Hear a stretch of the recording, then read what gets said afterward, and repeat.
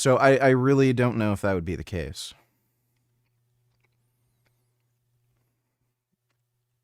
And I mean, he's also only going to live so long. So,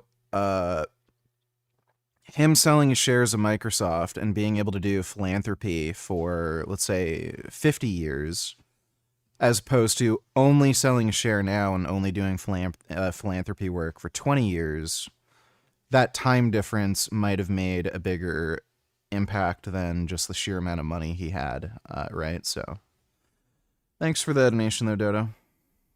It's all kind of triangulated with sleep. I think the cortisol, the DHES ratio, and I'll put the optimal ratio here on the screen for you guys, is what you want to check for overtraining, and then just go with your intuition. I think most people can go to the gym 3 to 4 days a week and be fine. If you're going to the gym 7 days a week, just keep this in mind, guys. And if your testosterone is dropping, you might want to dial this back. When I'm in the States, I come to the gym almost every day, but I don't go crazy, right? I'm not trying to crush myself. I will do push-pull type stuff, but I'm doing push-pull type stuff with my legs. I like sled pushes, and I like backwards walking. That helps my knees, the ligaments there to support for surfing, etc. This pussy, not too this pussy literally doesn't even lift. Crazy. If I can do these outside, it's even better. Like, it's so bizarre. This guy is talking about him not being able to train hard because if he does, he feels like crap and feels worn down. And like he says, his testosterone also goes down because he like ends up being so stressed out. Why don't you take testosterone? So then you will always have very high testosterone. You can make your testosterone practically whatever you want. Last blood test I had, my testosterone was at 4,000 nanograms per deciliter. I think it was like 4,100 to be exact. And then your testosterone, no matter what you do, will be super elevated. And you'll have more energy, and you can recover faster, and you can train more. You'll have more energy, you'll feel better. Like this guy is saying he can only train for 30 to 45 minutes a day. That is pussy-ass bitch shit. I was training like well over double that. Well over double that when I was natural. My weight training sessions were like about an hour and a half to 2 hours. Like, this guy, and then he's like complaining, oh, I don't feel so great, and I feel bad. Like, after only training 30 to 45 minutes, and he has to skip sessions? Like, it's just so bizarre. So this... Why in the fuck would you not just take testosterone? No VG, you don't get it. Bill Gates has a will where 99% of his money will go to philanthropic causes, but even before then he plans to give it all away. Read this. Yeah, I've heard about this before. I don't want to bother reading this. It's a waste of time. Thanks for the donation, Dodo. Even more rig memes. Let me see. All right, next. Yeah, I'm back from the dead, George. Get him out. Get him out. What the fuck is going on? Hell, here? what are you doing over here? Oh, Derek Chauvin. I'm Derek Chauvin. Not again. Get him out. Get him out. Get him out. Hell no. Hell no. Get him out. No. Get him out. All right. That's pretty good.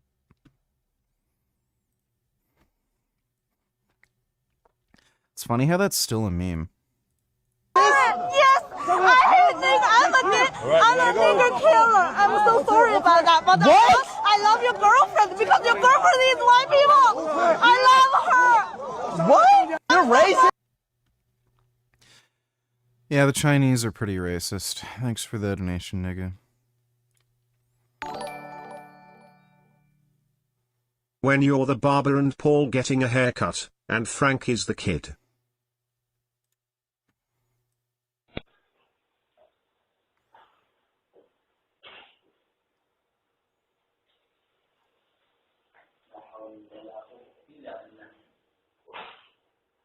Is he gonna slap him? He's gonna slap him, right?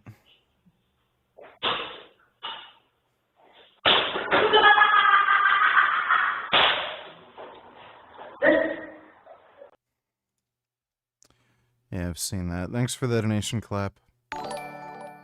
Dodo donates, hopefully he just does not give away any wealth or helps the Palestinians or any other radical Islamists. Yeah, we can only hope. I don't feel like he'd be some gay pro-Palestine cuck. I don't feel like he would be. Like, he's an older dude, too. Thanks for the donation, though, Dodo. Good evening, dipshit. How's it going? I'm glad you didn't put "don't come" in the title of your stream. Because I came earlier while watching AI Elastigirl videos, if you catch my drift. I hope you're doing well, you fucking dipshit. Yeah, I'm doing good. Elastigirl is pretty hot. I like her butt. I've seen some good Elastigirl porn cosplay. Thanks for the donation, dipshit. Working out outside is a huge hack, guys. You're getting ultraviolet. Dude, this guy's shoulders look so bad. It's even better. Working out outside is a... He's lost muscle mass. Like, this guy keeps getting more and more wrinkly and emaciated by the day. How does this guy watch videos of himself and not figure, maybe I should, like, eat more and lift more and not spend so much time in the sun because I'm literally getting sunburnt and turned wrinkly? Huge hack, guys. You're getting ultraviolet light from the sun, which is bad for you and will age you and cause skin cancer. Which has actually been connected with more vitamin D and more testosterone. Vitamin D does not have all that substantial of an effect on testosterone. And sunlight is not a reliable source for vitamin D. Just take a supplement. You're getting infrared light from being outdoors, which improves mitochondrial function. Melatonin in all of your mitochondria come from infrared light. You're getting full spectrum light without the enriched blue like you get indoors. And the light outside is not flickering. That's stressful for our nervous system. You guys know this. The more time you spend outside, the better you feel. So if you can work out outdoors, even better. You're going to support your testosterone even better. In the gym, I like to do sled pulls. There is no evidence for that. To support my knees. Shout out to Ben Patrick. And sled pushes. Yes, I doubt it because many of the pro-Plastoid nut jobs boycott Microsoft because they claim it is pro-Israel. Also, Bill Gates put a statement on October 7th expressing sympathy for the Jews killed in the terrorist attacks and has not said a word about Plastoids. That's good. That's good to hear. Thanks for the donation, Dodo. I do pull-ups. I do a little bit of work for my core, some flutter kicks or some knee raises. And I'll do some mobility stuff in the gym. I might do yeah, gay, easy shit. So this pussy is too afraid to lift weights. Box jumps. And then I like to hit the punching bag. Again, do what you like to do in the gym. My gym workout is not magical. What we know is that strength training. So this guy trains like a fucking pussy, only works out for like 30 to 45 minutes. And he says anything more than that, he feels run down and ruined. Like, this guy's a bitch. And then he's afraid to take testosterone. Probably improves muscle mass, and that supports testosterone. So do some strength training. Don't overdo cardio. That's going to crush your testosterone. I like to do some mix of strength and cardio through the punching bag. He's doing, like, practically zero strength training. You won't find any sympathy from me when it comes to the Palestinians. Likewise. Thanks for the donation, Dodo. When I'm in Costa Rica, I'm just surfing and doing pull-ups and some of maybe the martial arts stuff. So do what works for you in the gym, but don't overdo it. Don't crush yourself in training because that will definitely tank your testosterone and get enough calories. We know very clearly that inadequate calories.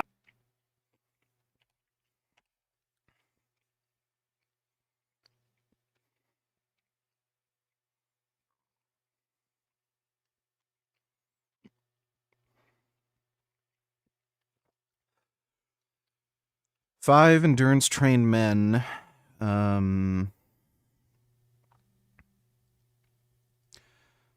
Collected bi-monthly, 3 months after overtraining. So this is with endurance training, not even weight training. And there's probably multiple factors why endurance training might affect testosterone. One theory is that running, it makes your balls move up and down. And that kind of rapid acceleration, deceleration of the testicles over and over and over again when you're doing endurance training, that might damage the testicles in some way and stop testosterone production. Another theory is, like, because you're running and there's like friction between your legs and you're getting really warm, that might also heat up your testicles. To be fair, there aren't that many naturals Paul's age that look as good as him. Besides sunburned 18-year-old Asian girl raw breeder. You know who I'm referring to. But I'm serious. Why talk so much shit? He's more in shape than 99.8% of people his age. That doesn't mean anything. So versus any other dudes that lift weights and eat healthy, he's like all he does is exercise and maintain a healthy body weight. That's it. It's pretty easy to look better than 99% of people when everyone's fat and nobody trains. Like, whatever. So he's extremely weak for a man, even though he keeps claiming, oh, vegan diets don't give you enough protein. Oh, vegan men are weak and all this shit. And then, like, he's fucking tiny and weak. So he can fuck himself. Brotherfucker Donatillers, what do you think about Pokemon? I don't really like it. Obviously not real, but would it be fucked up if it was? Yes. Beating down wild animals so they can be captured, bred, and made to fight each other? Yes. In live-action film, Pokemon fighting is banned. Underground event. Creatures look abused, exhausted. Okay, thanks for the donation, dude. Do you hate Isaac Butterfield more than Penguins Zero?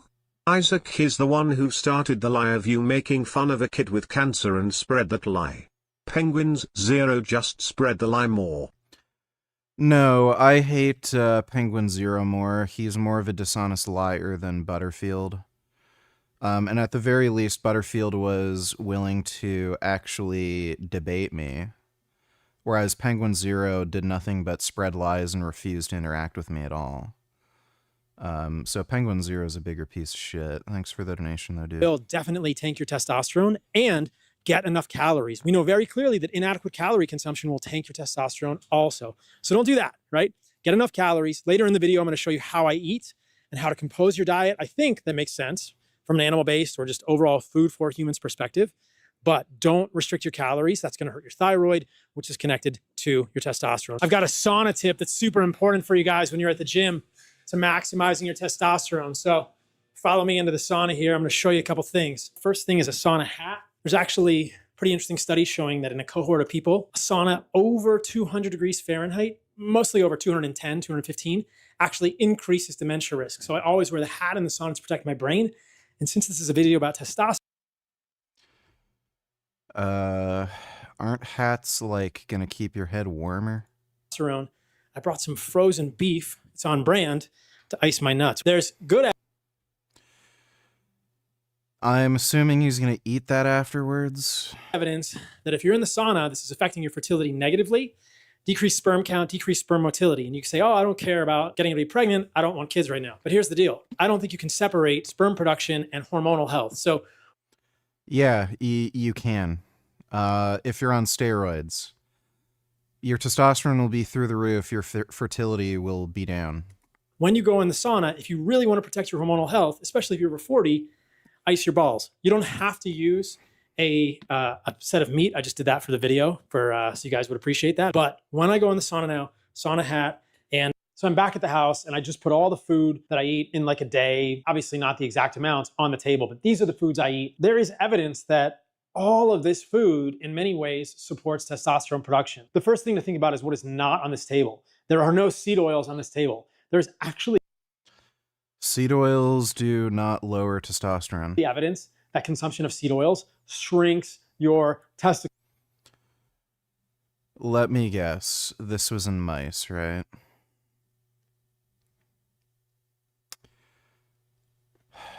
Fatty acid intake in relation to Is this the paper? Did he cut this, or is this in a longer article? Oh, in Young Healthy Men. The intake of omega-3 polyunsaturated fatty acids was positively related to testicular volume, while the intake of omega-6 polyunsaturated fat and trans fat was inversely. Meat has omega-6 and trans fatty acids. So where is he getting this? Like, you can't not eat omega-6 fats. They're essential fats. So where is he getting this? What? And animal products have trans fat. Meat, particularly red meat, has trans fat, and cheese is even higher in trans fats. So, what? Like, okay. Someone's stupid. Sengoku donated $2. Let me see. What does that have to do with seed oils? Full video of me tearing my patella and quad. We're gonna see the injury coming up. It's not really graphic, but look at this form. He's got 5 plates aside. He's going legit ass to grass. He could not go deeper if he wanted to. He has complete control of this weight. The negative's controlled. So trying to blame this on, oh, ego lifting because it's so heavy. It's not heavy for him. And then he hurts himself right here. You see he gets off the machine. This to Yikes. That does not look pleasant. me, it looks like a freak injury. Now, what is this from exactly? I don't know, but it's not this exercise in terms of the form. That's for sure. It could be something related to overuse. You know, maybe he tweaked it previously and he hadn't fully recuperated it. It's the overall context of somebody's program. Shit happens. And their injury history, their recovery. Yeah, that sucks. That looked really shitty. Thanks for the donation, Sengoku. Nigga donated $3. Let me see.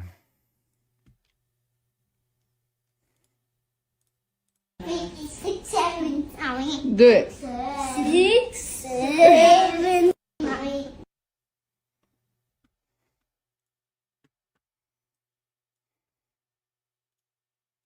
I think he's about 6 or 7 years old at the time, and we get there even before.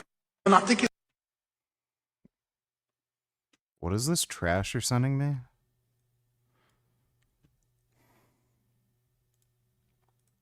So Gold will head to the line. Makes her first. The kids really want this next basket, Jonathan. Oh, I understand. Understand. And makes the second. And there you go. You got it. I don't get it. Thanks for sending me that trash. Eat plant-based, stupid, donate $2. Let me see. Do you identify with being angry or kind of trapped or like there's some block in your life? Don't worry, because that means you've got a big fat throbbing.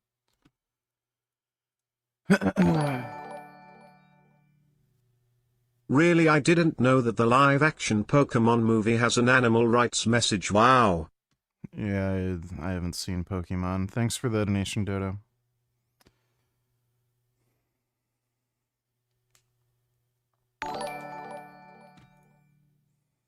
When do we get to Frank? After the Paul video. Thanks for the donation, James. Yes, I'll put a study here for you guys. So I'm not eating seed oils. I'm using beef tallow and I've got some butter. I got this from a butcher shop here in Austin called Radius, an amazing butcher shop. Yeah, so Paul's consuming some trans fats. By the way, you can look at research on saturated fat consumption and fertility parameters. Saturated fat is negative for fertility. It reduces sperm motility. In fact, the meat is all from Radius. The stock is from Radius. There is a meta-analysis looking at fat types, and higher saturated fat diets were associated with more testosterone. I'll put a link to that one here too. They are not. That's weird. Put a link to that, and then he didn't link it. So, let me see. Isn't that strange? He didn't flash the study on screen.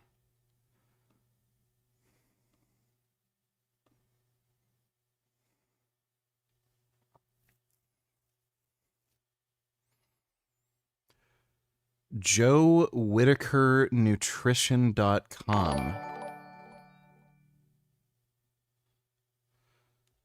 So this wasn't even published in a medical journal?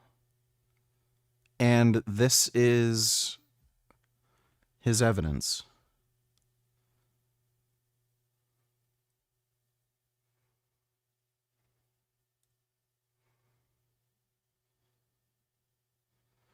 Comparing the effects of low-fat versus high-fat diets on men's sex hormones. So this was not on high-saturated fat diets. This was on low versus high-fat. Significant decrease in sex hormones on low-fat versus high-fat diets. So this didn't even look at saturated fat.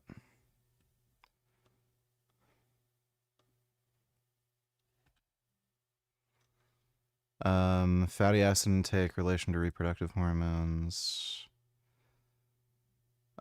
This is not the meta-analysis he was talking about.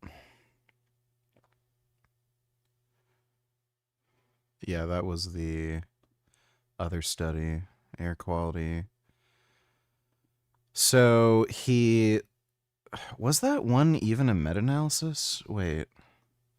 Or was that like... What even is this? So he found some systematic review and meta-analysis that some guy did. It's not even published in a medical journal. School of Allied Health and Community, University of Worcester. Joseph Whitaker and Kexon Wu. JoeWhitakerNutrition.com. And it wasn't even about saturated fat. It was about total fat intake. So this is where the study was published. So he just cherry picks complete garbage. And that's why he didn't show it on screen, by the way. Because if he did, he'd be embarrassed and there'd be people calling him out. Probably in his own comment section, stating that had nothing to do with saturated fat. Fucktard. R $92, let me see.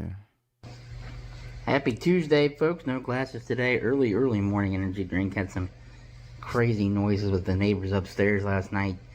And normal living in an apartment condo, you know, you're gonna expect it and deal with it, so it is what it is, you know, nothing you can really do, part of being in a condo or an apartment. Anyway, today, Grill of Mine Energy here, only had one flavor. It was the Bombsicle Bomb Pop. That was amazing. But more so with these, again, with this, I should say, was the focus and the energy. I felt it with the and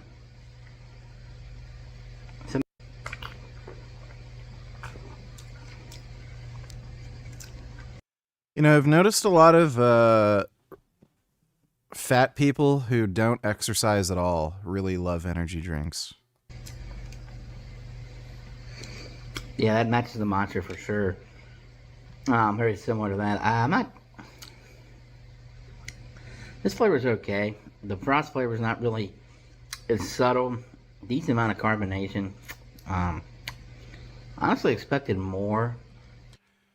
Okay. 39. Well, that's great.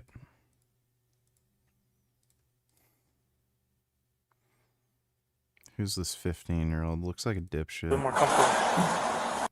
Okay.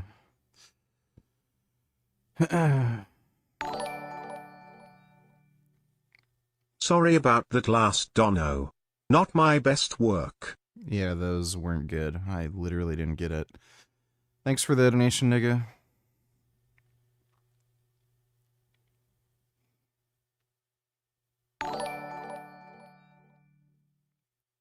Palestinians are the most worthless group of people on earth.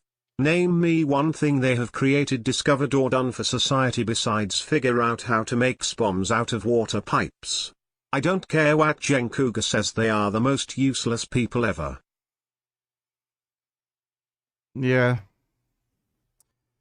Yeah, pretty much. Thanks for the donation, Dodo. Sengoku donated $2. Let me see.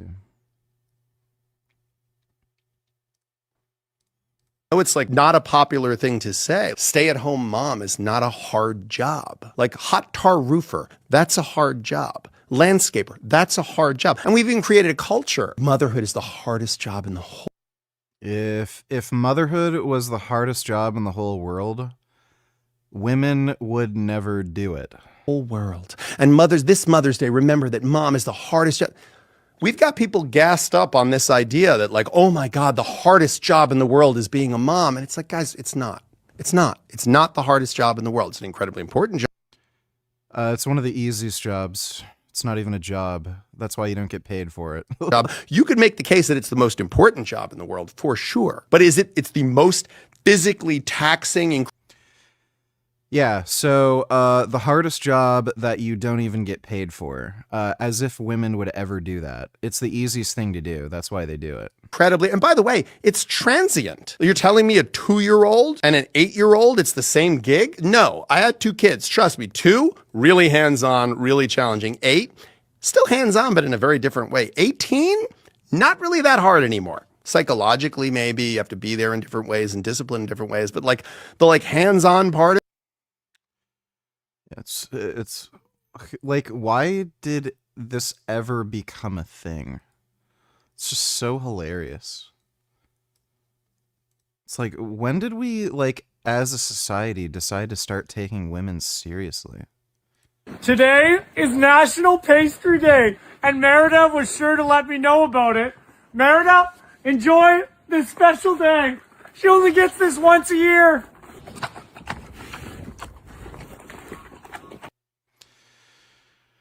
I want to eat this. It's a good pig. That guy was kind of annoying. I don't know why he was screaming like that. But yeah, that's a pretty good pig.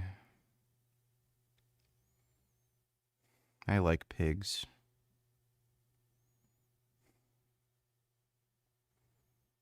Yeah, it's a really nice pig. Look at that piggy go. Eating his snacks.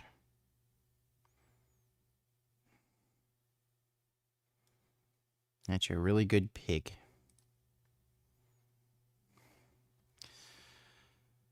Well, thanks for the donation, Sengoku. Of course they do, VG, it's pure cope. Yes, thanks for the donation, Dodo. Elegant Reed donated $2.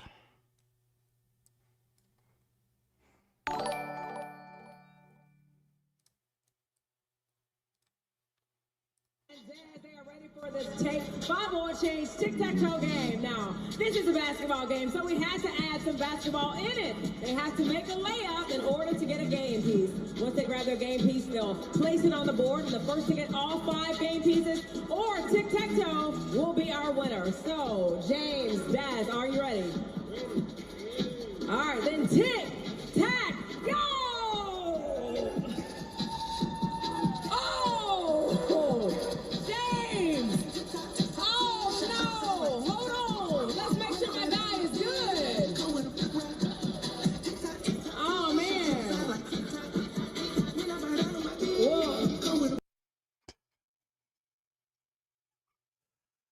Yeah, he's making sure he's winning that. This is not really a fair game at this point.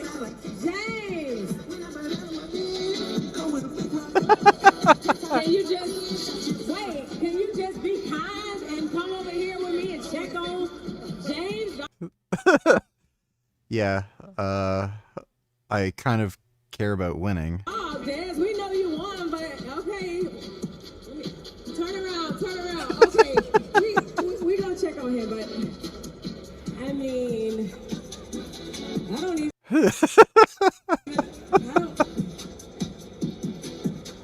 Oh, he blew his knee out.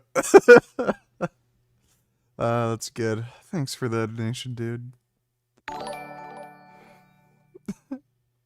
If being a mom is so easily, then why do women bitch about it so much?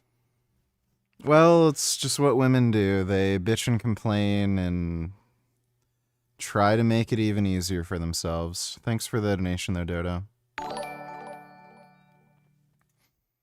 Only time being a stay-at-home mom is the hardest job is if you are a female who is some sort of quant or intellectual expert who really enjoys her current job and would have to give it up in order to do dumb boring stay-at-home mom stuff and watch TV all day. Well, that wouldn't make the job itself difficult, though. Thanks for the donation, though, Dodo.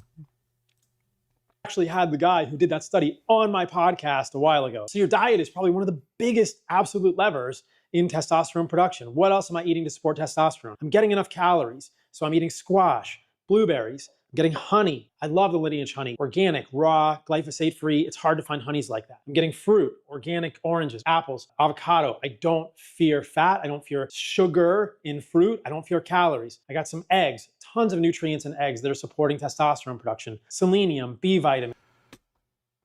Eggs are not particularly high in nutrition, and again, you can't even eat, like, most people can't even eat much of them until they start getting digestive upset. So they're not good for you. If you eat any substantive amount of them, you're going to just start shitting out eggs. And they taste like farts.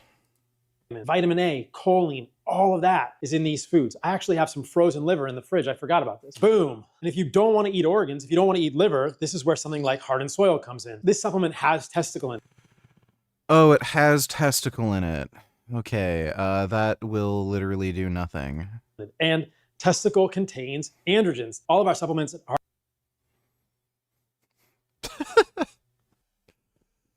So he's against taking testosterone, but he sells a supplement that he claims contains testosterone.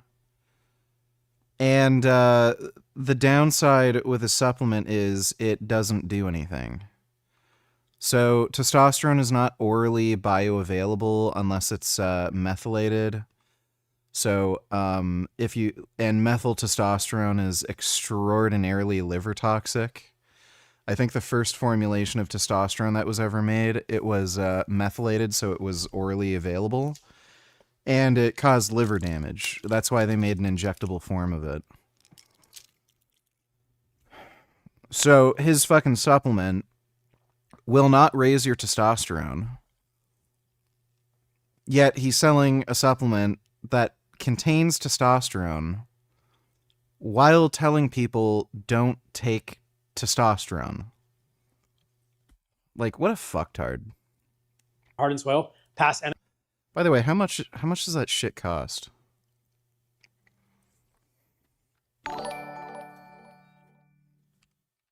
I suppose if a child has Down syndrome and or other serious medical problems, then being a stay-at-home mom might be a hard job.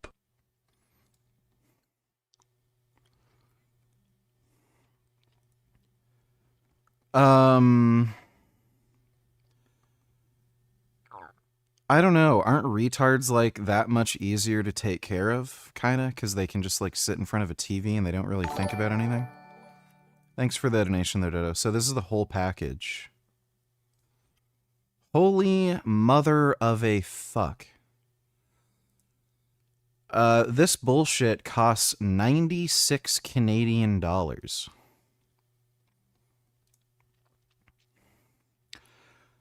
One serving size is 6 capsules and 30 servings per container. So this will only last you 30 days and it's $96. So if you are taking this to boost your testosterone,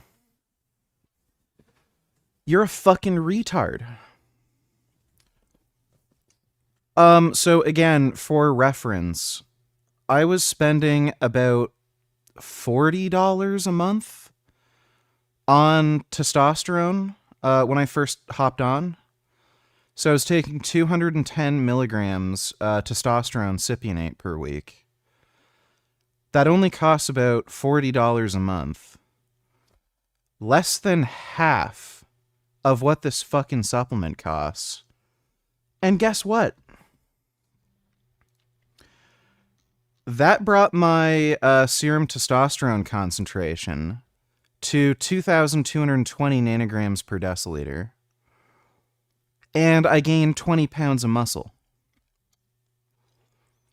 So for half the price of this garbage horseshit supplement, I quadrupled. I don't know why that's... I have no idea why that's not loading. You can check my Instagram. I quadrupled my testosterone. It went from 540... Well, it was more than quadrupled. I went from 540 to 2,220 nanograms per deciliter. And I gained 20 pounds of muscle in 2 months. For only about $40 a month. Guess what'll happen if you take this? Best case scenario, absolutely nothing. Worst case, because this is probably filled with fucking garbage. Like, it has dried testicles in it. You might feel like shit and vomit or have diarrhea. So, yeah, this is what supplements are for. Retards. Dumb motherfuckers buy this shit. So if you're fucking stupid, and if you watch Paul SALADino unironically, you're a fucking retard. So he has a dumb fuck retard audience. The dumb fuck retards who watch his channel will see, ooh, it has testicle in it. Testicle have testosterone. If I eat testicle, that means I'll get more testicle. Cause testicle have testosterone, and then I'm gonna have testosterone cause I'm eating testicle. $96? Oh, I have $96 in my bank account. Last time I checked my bank account, I had $196. So I have enough money to buy this supplement. And then you buy this and nothing happens. But if you do what I do, and you're not a fucktard, you buy testosterone, and then you benefit from having testosterone. But yeah, that's why Paul's rich. Because fucktards buy this garbage.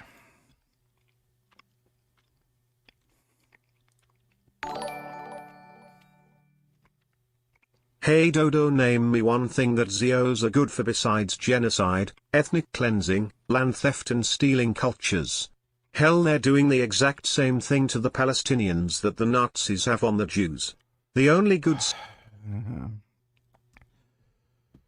Dota, her Son Goku, no need to tell her is DBZ or Naruto. Naruto has, like, better fight scenes. Arguably, like, a better story and narrative overall. There's definitely more, like, gay, lame, melodramatic shit in it. Like, it's not gonna hype you up for the gym or get you as excited for training or anything like DBZ will. And, there's more hype moments in DBZ that are, like, more inspiring. But, like, if you were to rate the story, Naruto definitely has a better story. The only huge problem if you're trying to watch Naruto is you need to watch it with an episode guide, because the amount of filler in Naruto is just fucking mind-blowing. What shocked me when I was watching through Naruto is a lot of Naruto fans, they would make fun of DBZ for having filler. Naruto has, like, I think somebody calculated it. It's like 4 times as much filler as DBZ. So I'm convinced your average Naruto fan is, like, retarded and mentally insane for some reason. Because I remember years ago, Naruto fans would always make fun of DBZ fans because of the DBZ filler. The fucking show that they love so much has 4 times more filler than DBZ. I think I understand now!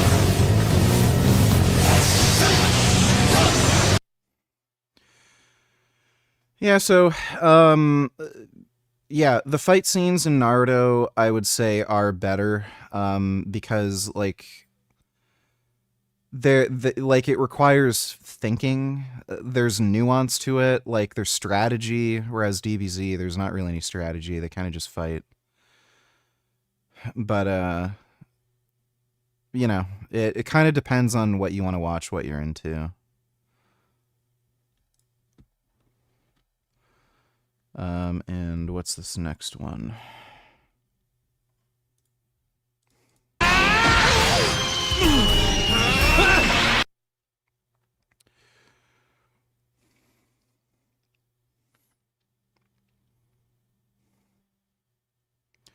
Yeah, like DBZ is just more hype. And there's like more badass moments in it. I really liked Vegeta. Thanks for the donation though, Son Goku.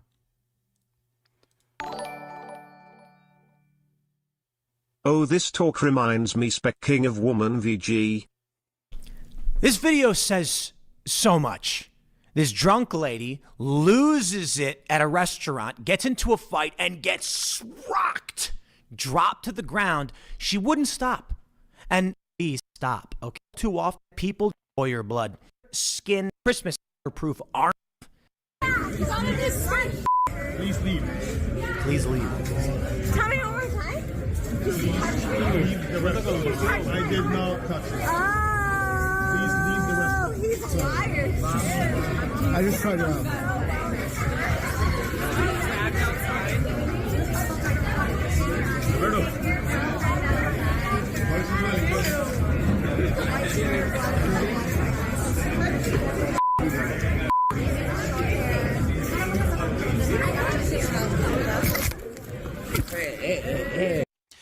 Women do this shit all the time because they're not expecting to get hit back. And then when it actually happens, somebody does hit them back, like their mind is just blown. So she already attacked somebody. They got all these different camera angles. Now she's, look at this. There she goes, attacking somebody. And still no one's doing anything. There it is. Yo, that female server just body slammed her. She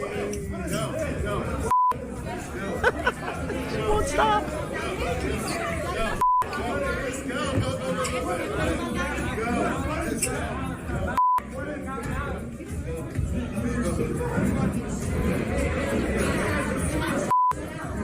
There's a lot of swearing at this. Now they're grabbing the guy. Get out the way. Get out the way. It looks like they get 2 staff members, 3 maybe. I don't even think those guys work there, and they're throwing the guy and the lady out. Look at this. And they're cheering, right? Dude, watch. This lady then attacks the server. That looks like it's a server or barback. You can see her. She's grabbing him now because he threw her out.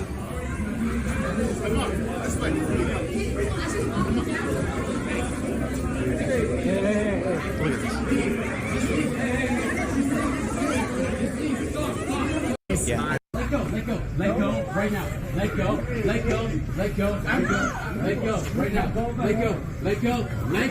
Let go. She's holding on to him. I think she's pulling his hair. Let go. No, let go right now. Please let go. This is where I'm like, just she's attacking people. Stop her. Here she goes. She literally runs up to him. Justice.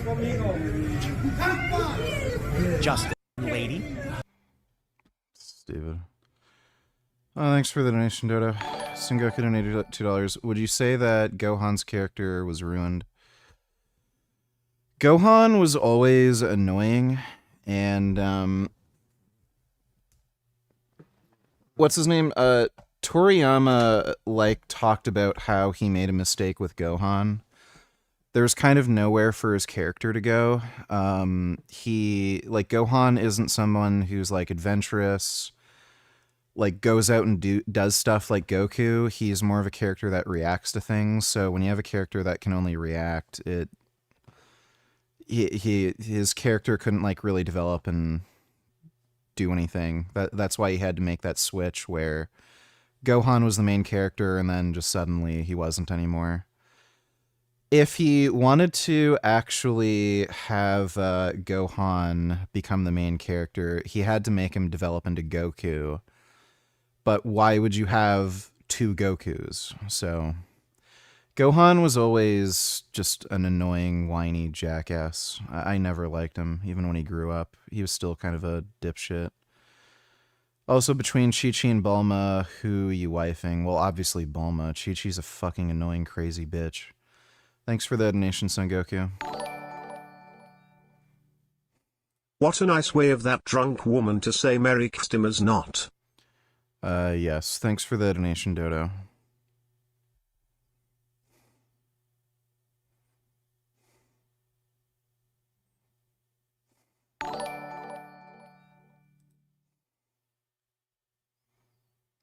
Hey, donate $2. Remember this guy. Everyone discusses cracked plugins as if it were... Yeah, I know. Thanks for the donation, dude. All of our supplements at Heart and Soil pass NSF and informed sports testing because none of them are contaminated with anything, but this one fails because it actually contains testosterone and androgens in the testicles. Whether or not that's part of the effect of eating testicles on humans is questionable. I think it's more likely there are microRNA. Yeah, it's not questionable. Does nothing. On a scale of 1 to 10, how impressive is this lift? Oh mighty dumb faggot gains, stupid nigger gains, colored black man gains, big chimpanzee gains. I love you, man. Let me see.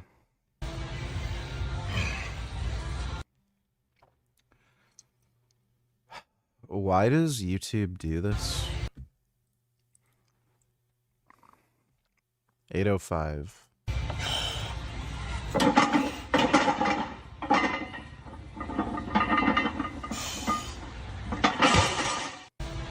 That is very impressive. 805 is a lot of weight. Thanks for the donation, penis. Okay, Tiont, and I will tell you Palestinians are Nazis who hate all non-Muslims and kill gay people, atheists, and even Christians.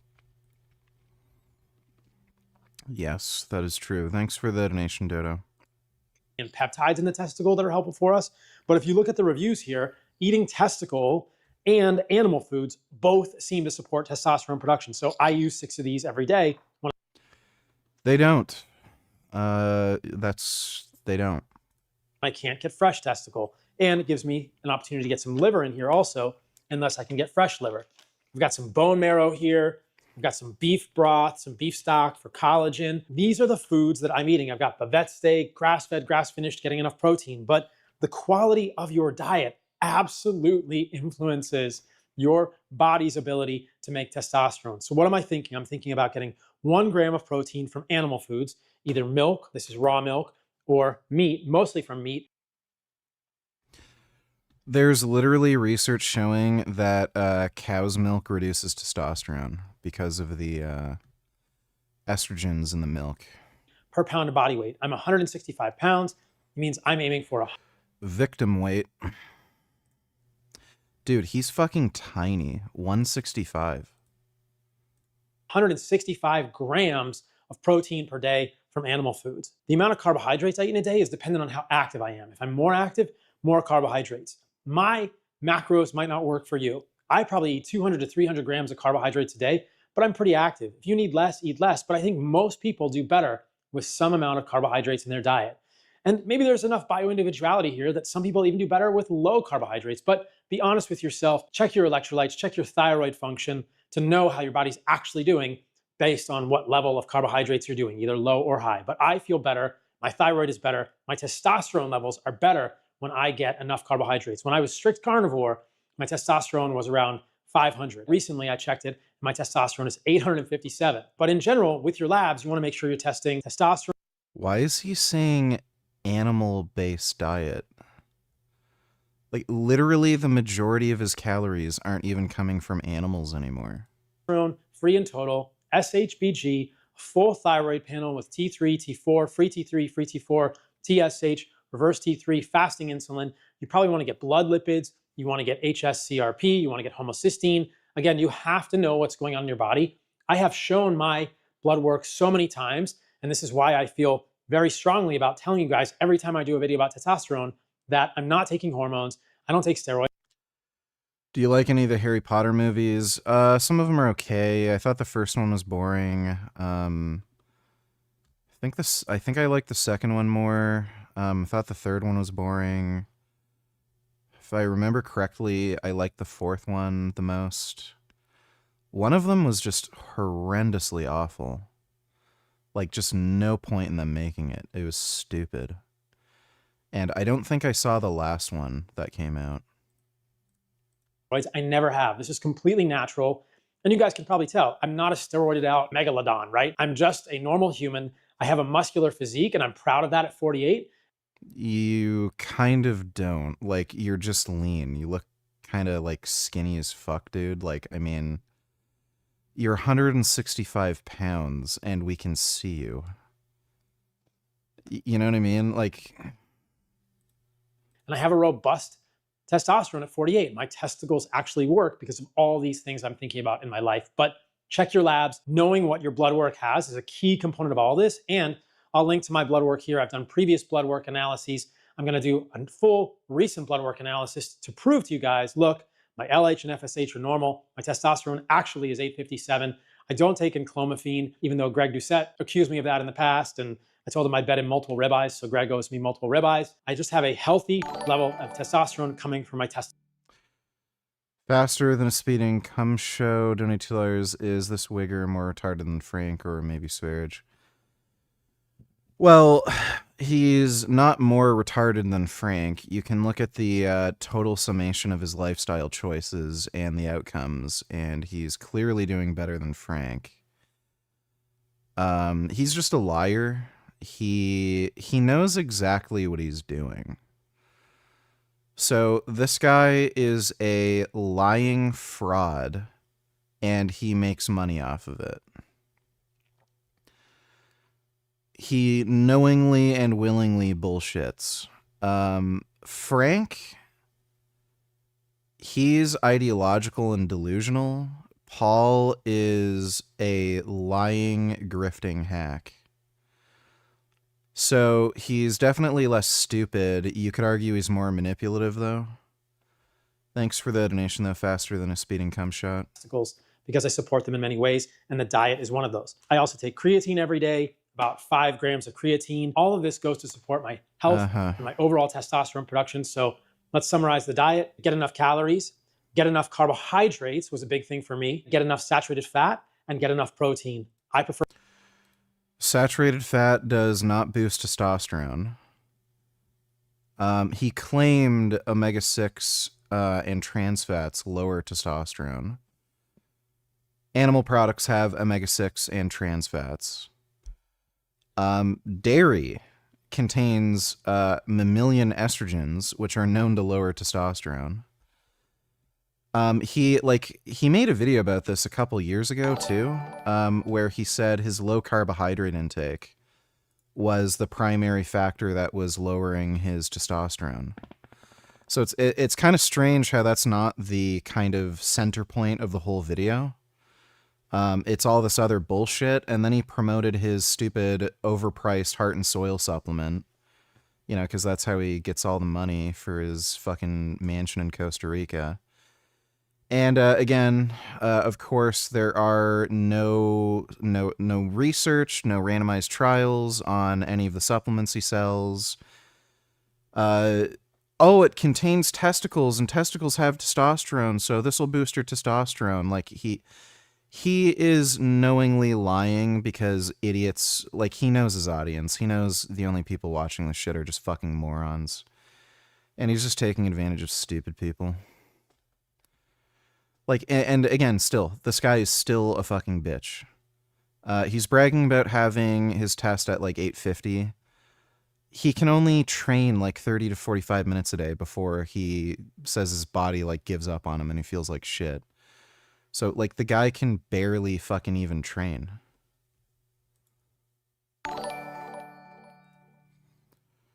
Lol dodo.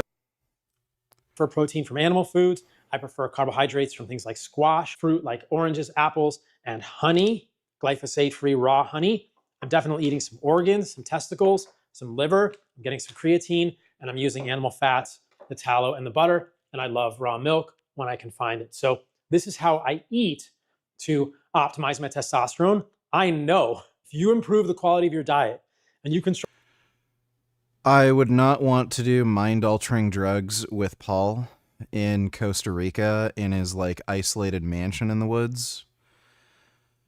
I wouldn't want to get into a delusional mental state because I could, like, literally kill him. I don't know what I'd do, but, like, mushrooms absolutely can put you in a weird delusional mental state. And since I don't like Paul... And if I was at his mansion where it's like just me and him and it's like sort of isolated in the woods,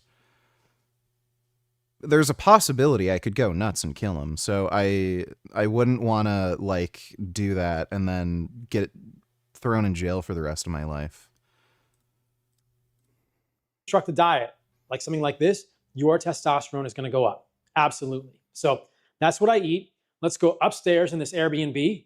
I'm going to take you guys. Shit, I gotta piss. I'm gonna take a pee-pee, but I'll be right back.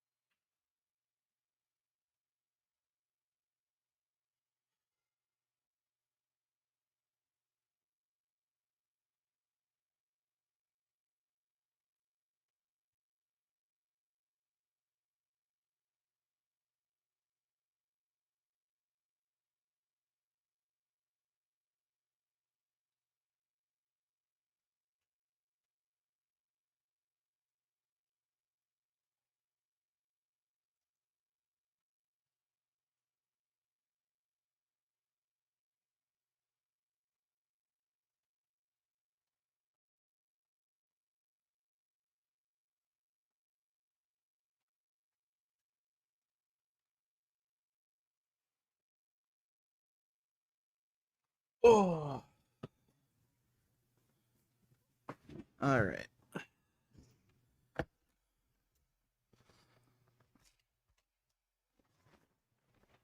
Ugh. That was a good piss.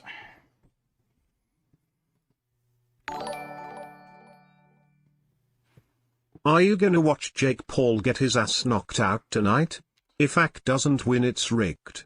I don't care what anyone says. Why in the fuck is it making me sign into my Netflix account?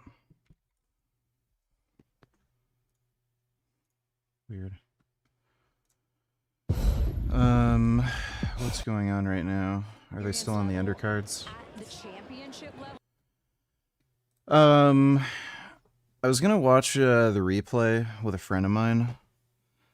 I'll see like what happens. Just tell me when the fight starts. Yeah, if Paul doesn't get the stupid knocked out of him, I have a feeling like these fights are rigged. Like, how in the fuck could he not just get the shit kicked out of him? Thanks for the donation, though, fucktard. Guys, to where the magic happens, and I'm going to show you how I optimize my sleep for my... Penis Notorious, have you seen the new Corvette? Like, what the fuck? They've never done anything like this before. Dumb N-word. Yeah, the ZR1. Especially considering the cost. It's a pretty sweet deal versus other, like, hypercars that are out right now.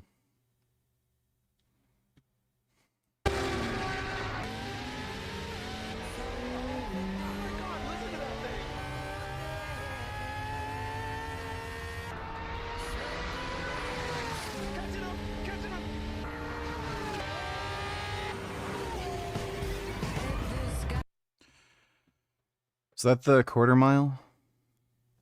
Yeah, the new Corvette is actually sick. If I could afford one, I'd get one. But I think they start at like 170 grand, and then it's like 180 or something for the convertible. Thanks for the donation, Penis. Teotan, are you blind? Being gay is a crime in Palestine punishable by death, so is atheism and Christianity, and no, the IDF was not behind the Bondi Beach shooting. Islamic terrorists, wake up, do your fucking research. Alright, thanks for the donation, Dodo. You think Space Godzilla is going to be the new villain for the Godzilla Kong movie? That would make sense.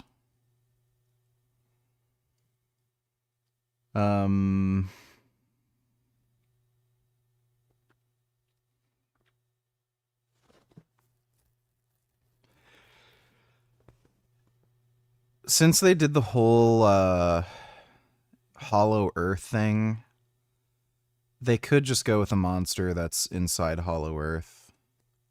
Like, that's also a viable choice. But,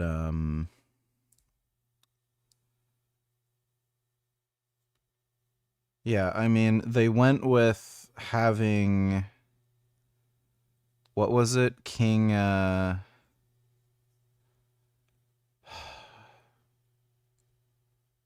what was the fucking name?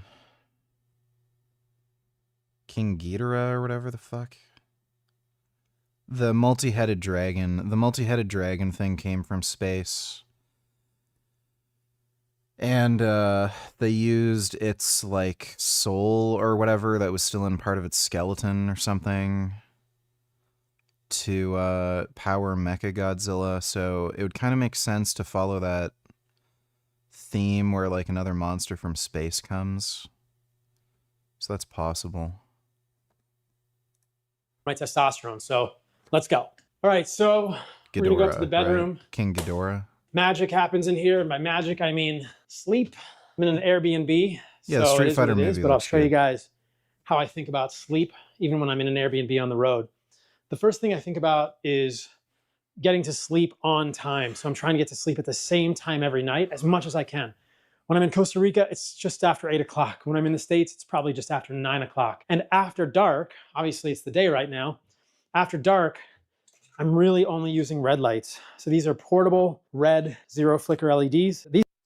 That does not do anything to help sleep. These are what I use at night. I walk around the house with these. So I'm very protective of my circadian rhythm at night and during the day. The first thing I do in the morning when I get up is I go outside and get sunlight in my eyes. I'm gonna show you guys that right now. It's 7:30 in the morning. I sleep in a little bit here when I'm in Austin, but I'm gonna show you guys how I do this. I just got up, I've got my band. I'm gonna go outside of the Airbnb and find some sunlight to get into my eyes. Come on, see it.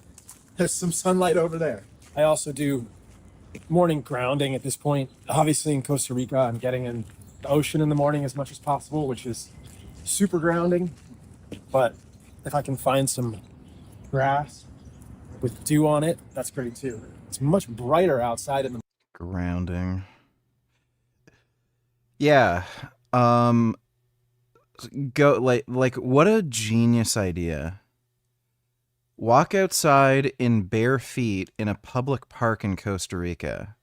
Step on a used needle or some glass bottles. Like, genius.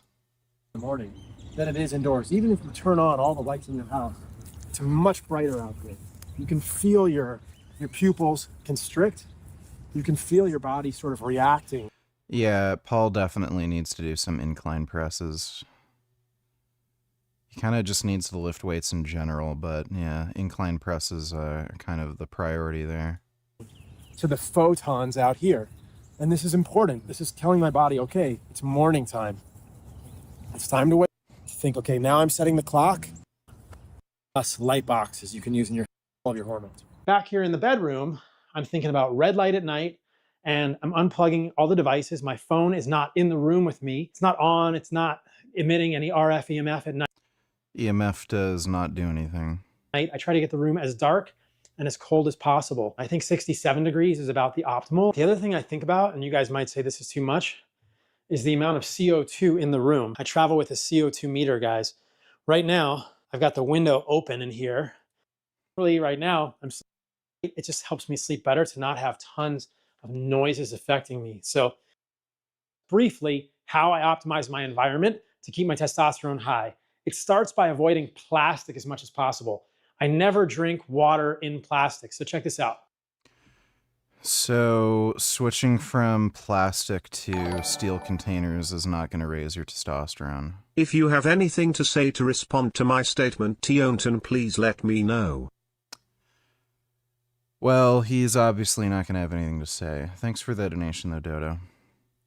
Yeah, switching from plastic to, like, glass or steel containers, it's not going to do anything. Like, it might prevent testosterone loss in the future because of microplastic exposure. Nobody really knows how microplastics affect testosterone yet. There's good reason to suspect they do, but it's not going to just raise your testosterone. Grey Knight Donatellers, it actually is confirmed that Space Godzilla is in it. A lot of fans think it's too early to introduce him in the Monsterverse, and him ascending from the Hollow Earth wouldn't make sense because then he can't be called Space Godzilla and would be lazy writing. I mean, he could have been trapped in the Hollow Earth or something, or in a dormant state, and he just came from outer space. Like, that's all fine. There's ways of writing it where I don't think it'd be a problem. I do think it is too early. It's a little weird. I think they should just go along with the Hollow Earth theme. So, yeah. Thanks for that donation, Grey Knight.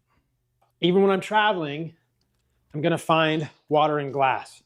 I'm still trying to figure out what the best type of water in glass is. We did a bunch of testing at ABNRF, Animal-Based Nutrition Research Foundation. That's my nonprofit. So I Instacarted some stuff. I ordered glass, and they brought me some of these plastic bottles, which are a horrible facsimile. So this is going to water some plants outside. These are wool shorts, and this is important, I have wool underwear. So you guys are getting the OnlyFans right now too, right? I have no affiliate.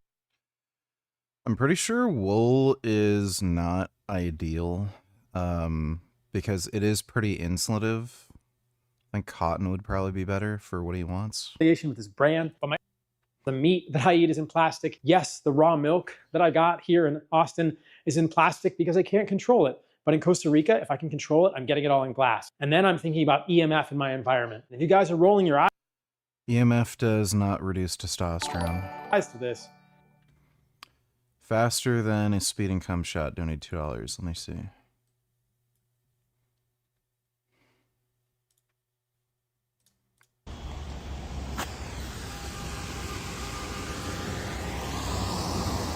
What's up, brother? What's going on? What's up with you? Watch out, man. What y'all on with me?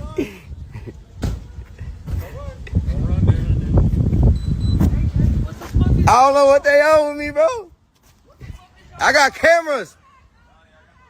I got cameras, y'all tweet. There's literally ICE agents just rounding up ethnics.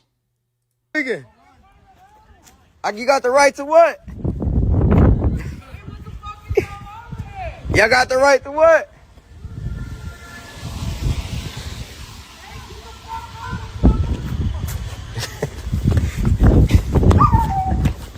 I got cameras. They're literally just like going around looking at people who look ethnic and like stopping them. Dude, that's crazy.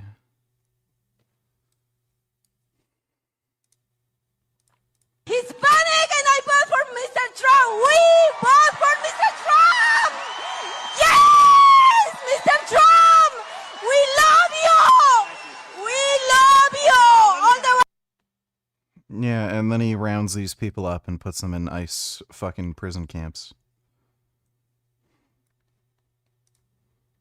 Average bodybuilder takes about 30-40% of the steroids a cyclist take. Are you serious? Yeah, cyclists are insane, mate. Back in the 90s, the amount of gear the cyclists took was absolutely insane.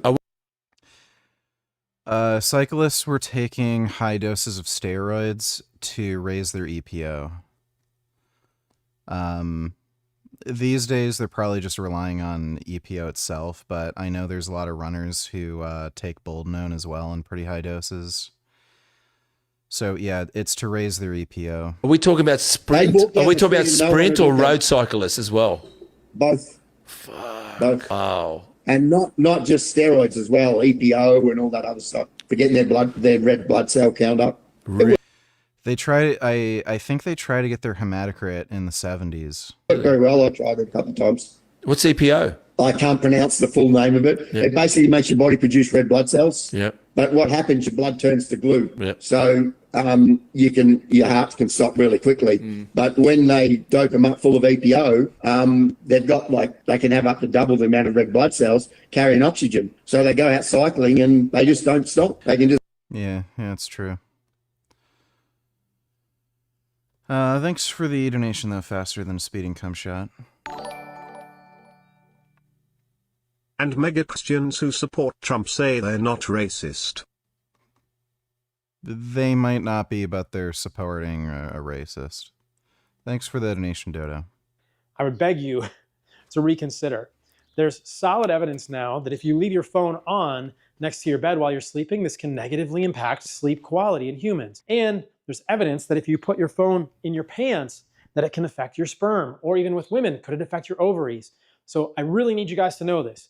I always put my phone on airplane mode when it goes in my pants. If you see me walking around the grocery store doing content, my phone is always on airplane mode. What does that look like? This is gray and the Bluetooth is gray. A lot of times when people have their phone on, it all looks like this, right? It's blue. This phone is now putting out a significantly larger amount of non-native RF EMF. But if your Wi-Fi looks like that and it's white, it's still on. It's just not connected to a network. If you really want to have it on airplane mode fully, they both have to be gray with a line through it. That is fully on airplane mode, and I'll show you what it looks like with the EMF meter right here. Microwatts per meter squared. Your single greatest exposure to RF EMF, radio frequency EMF, is your phone.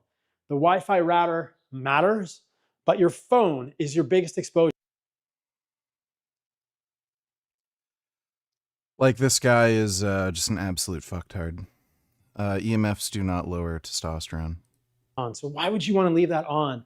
Why mitigate it as much as possible? I think if you're going to optimize your testosterone, you have to do a lot of things all at the same time. And if it feels overwhelming, No. The only thing you have to do is inject test. It's pretty easy. It takes like 2 minutes in the morning. just do one thing at a time. Don't be overwhelmed, but any little thing you can do is a step in the right direction. These are just all of the things I do, and it's hard to know from a broad perspective.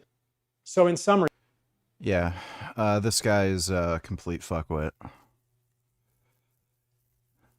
So there's that. There's Paul, his advice for optimizing testosterone. Some of it made sense, like, you know, eat an adequate amount of calories, get enough nutrition, make sure you eat carbohydrates, make sure you get good sleep, exercise. That shit makes sense. But beyond that, everything was just absolutely fucktarded. And this guy could clearly benefit from TRT. Like, he's stating he can only train for 30 to 45 minutes a day. That's absolutely pathetic. And that's light, dog shit, barely really doing anything kind of training. So he could probably benefit from doubling his testosterone into like the 1500 range. He'd feel a lot better, have more energy, be able to do more of the physical activity he likes doing. He'd look better, be stronger, be more fit. But, you know, he has to be a fucking beta male and sell his bullshit fucking stupid supplements that don't work, because he's a fucking idiot. But what do I know? I'm only bigger and stronger and fitter than he is. Alright, well, here's Frank. How often do you goon? Pretty much every day. I'm definitely a hentai enjoyer. Second day, I was so sick from the airplane yesterday. It was really bad. I couldn't even film it. Basically, I brought my oxygen machine as usual, and when I went to use it on the flight, the Japanese Airlines flight attendant was like, "Oh no, you need a medical note to use this this air oxygen machine on the plane. You can't use this." So I was like, "Okay, maybe I'll be fine." Like halfway through the flight, I was okay, but then like the last 2 hours of Yeah, he made them carry him out in a wheelchair, just to be a bitch. flight, I was so sick and nauseous, and my head hurt so much. Had to get off the plane like everyone else, and then as soon as I got off the plane, I literally sat there with the oxygen machine, like hurtled in a ball for like an hour, and all the flight attendants were like still there staring at me, waiting for me, because like that plane, I don't even know what that noise is. That plane had horrible air circulation, and most airplanes, at least that I've been on, have like an oxygen thing you can turn on and point at your face. This airplane didn't have that, and with how much I spent on the ticket paying for premium economy, it was insane. Like, I might actually, because of that and how sick I got, I'm thinking of canceling my return flight and booking with another airline in the hopes that I have that oxygen thing, or I can maybe get the medical note from the doctor here and use the oxygen machine on the plane. I don't know, but point is, I was hurtling a ball for like an hour, and then I felt a little better. They wheelchaired me through immigration, through the airport, the flight attendants on a wheelchair, through immigration, through the services, whatever. Just to be difficult. He did this just to be difficult. They're about to put me in a taxi to go to my hotel, and I vomited all over the street twice, and the taxi driver didn't want to take me because I threw up. But I said I was okay because I threw up everything that was in my stomach. So, then... Which makes them racist by association, seeing how they support him, especially if they know Trump is doing this to people of color and just don't care. Yeah, I guess. Thanks for the donation, Dodo. Got to the hotel. It was like 7 a.m. Tokyo time. Laid down for a few hours. Felt good enough to place an Uber Eats order. And then after I ate like a bowl or two of beef udon with some apples, I felt better. I feel better now. So throughout the day, yesterday, the whole day, I basically just stayed in the hotel room, on the oxygen machine, lying down, trying to sleep, ate, pretty much laid down the whole day. Felt a little better at night. Around midnight, I just got on my computer and did some work. For those of you that don't know, Tokyo's like 15 hours ahead of New York Eastern time. So they're quite a bit far ahead. So like, midnight here is exactly when my guys get into work in the morning. So we're like a full half day ahead. Like they're getting up to work in the morning and it's in the middle of the night over here. So it's a pretty big time zone difference. Then I just laid back in bed until about 7 or 8 a.m. This morning got up on a hunt for breakfast. And I wish I had my camera because I would have just been complaining on the street. Like, do Japanese people not eat breakfast? What's the deal here? What's going on? Do they not eat at all? That's the way it looks like. So I spent like 2 hours looking for a breakfast spot. And all I really found was like these places that seemed like, you know, like tourist traps almost. And they had like prefixed like items that they just all had. It didn't seem like there was any legitimate breakfast place. And then after about 2 hours of walking around, I almost all hope was lost after I checked like 10 different places within walking distance of the hotel. I think Ginza is the area I'm in. Ginza. So after I checked all like 10 places, another place I just happened to walk by had some people actually eating at around 9:30 in the morning, and I just had a bowl of beef and rice. Like I think Japanese diets are way different than American diets. They eat way different stuff. Like breakfast for them is like seems to be like meat, rice, miso soup, egg, and that's what I had. I ordered like twice as much food as I needed, and it was only $10. It was like a huge bowl of beef with rice, which would have been enough for me. But then I didn't realize there was rice underneath, and I had 2 extra bowls of rice and an extra side of beef, so I didn't really stomach that much. I stopped by like this convenience market called Lawson, and I picked up some more water for my hotel room, and I wasn't comfortable like eating any of the food out of that convenience store. It was kind of like commercial stuff. Although Japanese commercial stuff is probably not going to get you as sick, but just like the basic stuff like the beef jerkies and potato chips and that type of stuff seems like pretty similar to American ingredients. But I'm gonna go down now to the to a grocery store that's closer to the hotel, because I walked about 20 minutes away, but like with how sick I am and how sick I feel, like I didn't want to do anything too crazy. The main thing is I was wearing too many layers. It's like really warm here compared, even when it's like 60 degrees out, it's so much warmer here compared to where I am in Pennsylvania. Like I was wearing way too many layers when I went out. So we're gonna go back out to the grocery store, pick up a few more things. I just wanted maybe some more water, some baby wipes, some toilet paper that actually works, and maybe there's some food items here. Otherwise, I think we're pretty much set on food. I'm just gonna order this beef udon and organic apple juice here in my fridge. They had some peeled apples, which are okay. I got some regular apples. I stole a peeler from the kitchen downstairs. And my favorite thing I've had here is like detox diet, because the main thing that detoxes the liver is like starch and carbohydrates and sugars. So like the udon noodles, the wheat noodles, and the apples are just like constantly just keeping my liver going, so I actually feel good and my headache stays away. I'm more worried about how crappy I'm going to feel on that flight back, but I love how he's like always concerned about his liver, but he drinks alcohol like daily. we gotta go through our surgery first. So we're gonna eat this, go down to the grocery store, and then we have to go to get some medical imaging, and then we have our first consultation with the clinic about the surgeries tomorrow. So I'll show you guys the hotel room, I guess. Like apple pineapple smoothies from this other place, but they made everything wrong. You'd have to like go there in person, order, because they sent me like a regular acai bowl, which I can't eat. They sent me like a strawberry banana smoothie, which I didn't want, and the only thing they sent me that was right was like just some plain apple juice. So that didn't work out, but I think the cleaning lady's gonna come here soon and get rid of this. But no. So nice little. Honestly, guys, I don't even feel like vlogging or filming anything. But, which is, what was it? 1 yen is, oh man, my brain is so fried. 150 yen is 1 USD. So this is like $7 or $8. Forward to getting my eyes fixed, so I decided to do it. Now, if that flight attendant had let me use the oxygen machine, would I have been okay? Hard to say. Hard to say. But I feel like it would have helped. We survived, unfortunately. We're still here after surgery.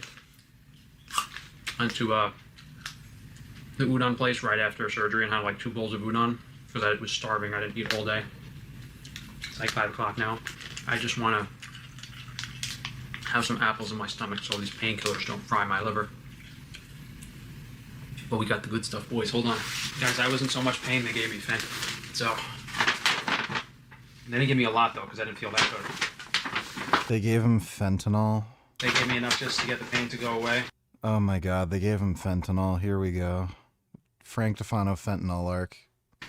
Just to...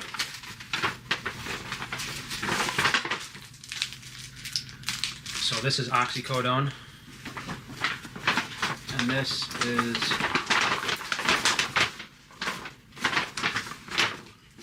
this is morphine. So I'm not in a crazy amount of pain. I'm not in a crazy amount of pain right now, so I think I'm just gonna lie down. I don't really like oxycodone because, you know what? I'm not sure if there's acetaminophen in this. I'm not sure if there's Tylenol in this. And since I don't feel that bad, I won't take it. It's Oxycontin. Why would there be Tylenol in it?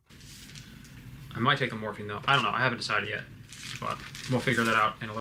I'm not in much pain. I'm just gonna lie down. Actually, maybe I'll take the morphine. I don't know. Like, this guy's addicted to drugs. A little bit, because I was in so much pain that, and I warned this doctor before. I warned this doctor in the email. I was like, dude, I was in so much pain the previous surgeries, they had to put me back to sleep. They were like, oh no, you're not gonna be in pain. You'll be fine. Guess what happened? I beat up like 3 nurses and I don't even remember. They literally said like, oh, we had to put you back to sleep 3 times. You beat up the nurse. No recollection at all. No recollection at all of it. And then when I did wake up, when I had consciousness, they're like, oh, you want some pain medication? I was fucking screaming, lying down, like freaking out still. And I was like, yes. And they were like, oh, you want some whatever the fuck generic Tylenol? They were like, I was like, no, you better give me whatever the fuck you can give me. Morphine or something. I think they gave me fentanyl, which helped, but it wasn't like...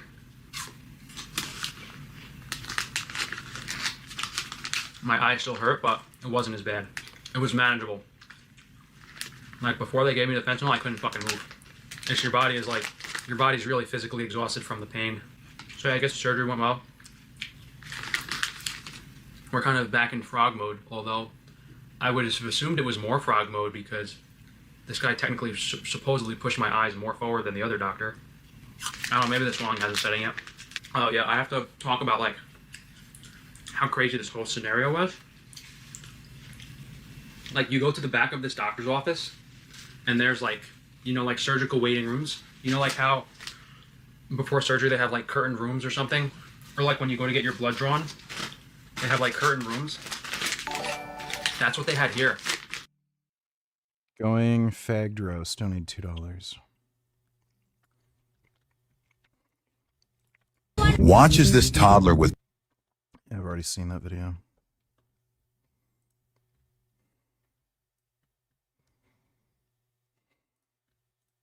I've already seen that video.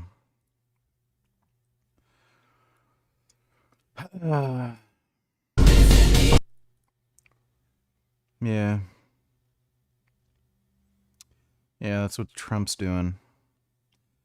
He's trying to cover something up. Something happened, and he doesn't want anybody to find out about it. It's fucking weird. Thanks for the donation, Fagdros. But across from the curtained rooms was like the surgical room, and the doors were glass with like lines. You know, at this rate I'm worried that America is going to be like fascist Argentina VG.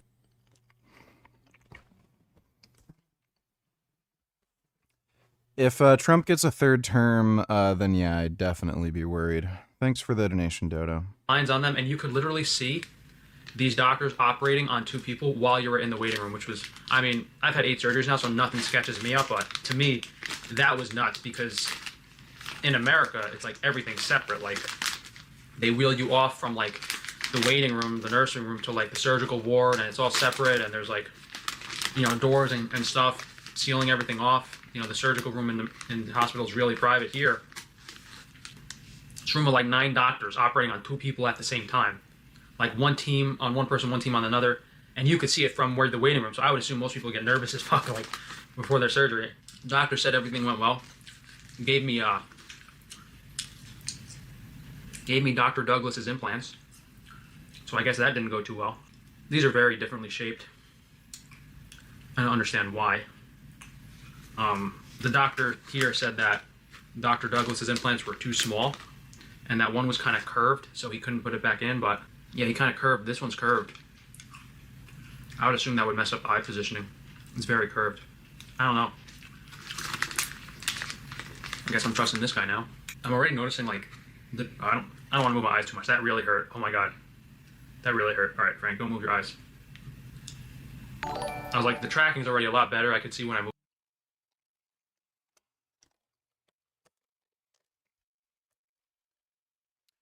Grey Knight, don't need $2 low. This is what I want to do to another activist that tries moralizing Nazi children.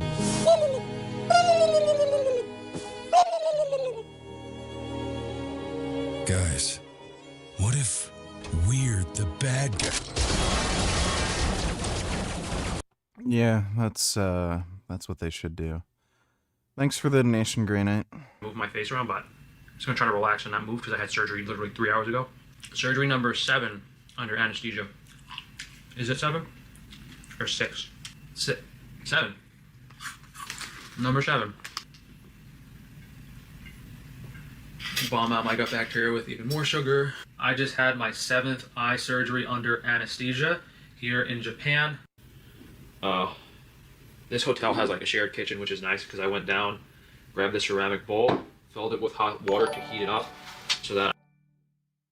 You are right, Frank is an addiction. Yeah. I think he's too stupid to help himself, too. He's probably just going to stay addicted to drugs. Thanks for the donation, James. I can, because I needed a separate bowl for my udon. The other delivery place, one of the other ones, had like a different setup. Like they had a separate bowl for the udon and a separate bowl for the toppings. Spilling food everywhere because you have to put the broth in this and there's not a lot of room. Might have actually been better off getting 2 bowls. Yeah, even this is full. This is really full. This is why I like baby wipes. They're not as potent as sanitary wipes. This one isn't. It's not like the surgical aftercare place in Los Angeles where, you know, the nurse has like a separate room and a separate living area. I just have this small hotel room, so I don't want like some random Japanese person just sitting in here with me. Like, there's no real point. I'm not like, I feel okay. Like I could do stuff myself. I can see fine. I'm okay. I don't really need help. So I was like, okay, can we reschedule like Thursday or Friday so I can have the day without losing money? And they didn't want to do that. But the reason I did that was because then I could take them with me and like translate stuff, which was really helpful. I just like, I'd rather lay in bed, you know? I don't feel, I'm tired, I had the surgery. I just want to lay in bed and relax on my oxygen machine. So I don't like want to have to like, she was really helpful in like, I just like, when I was asking her questions and stuff, and then like when I went to 7-Eleven, I was able to just like, she was able to explain and read the labels for me, which really helped, which would be nice in like the gourmet grocery store or like if I go to a health food store.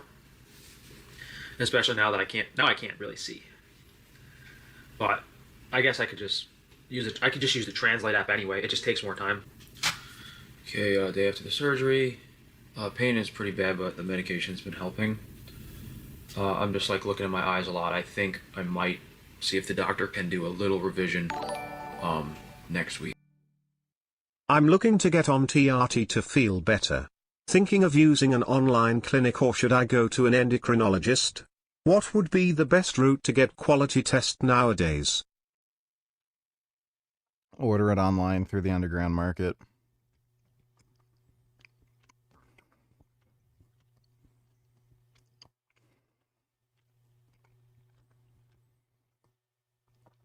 If you go through a TRT clinic, they charge you a bunch of bullshit. They basically make money off of services, so they're going to charge you for a bunch of services. Every clinic's different, but it's probably going to be a few grand for the year, and then just for the luxury of being able to buy testosterone. And if you go to an endocrinologist, you're probably going to have to go to like at least 3 different doctors until they prescribe you test, and that's assuming you have low testosterone. None of them might ever give you a prescription, even if you have low testosterone, because most doctors are retarded fuckwits. So if price is an object for you, I'd just say source your own testosterone. Your best bet for actually getting testosterone without having to go through a hassle would be to go through a TRT clinic. Thanks for the donation, Curious George. Based grading, the only good Nazi is a dead one, even if they're only a child. Yeah, that's true. Thanks for the donation, Dodo. So usually what they do is they wait like a week, they see if you need a revision, and then, because right now the eyes look okay, I wish they were a little further apart and a little more forward, I'm not sure if he can do any more, but I will ask because I don't want to have to do this again. So if my eyes were to stay exactly as they are now, I'd probably be happy, but I don't see how that's possible because I just had the surgery and I'm assuming they're swelling. And this is what happened last time. Like, the eyes looked good at one point after the surgery, and then once the swelling subsided, they sunk back into my face. So I'm a little kind of upset right now because I'm not sure if I'm gonna have to get served another chocolate chip cookies that I still brought from home if I was craving fat so badly.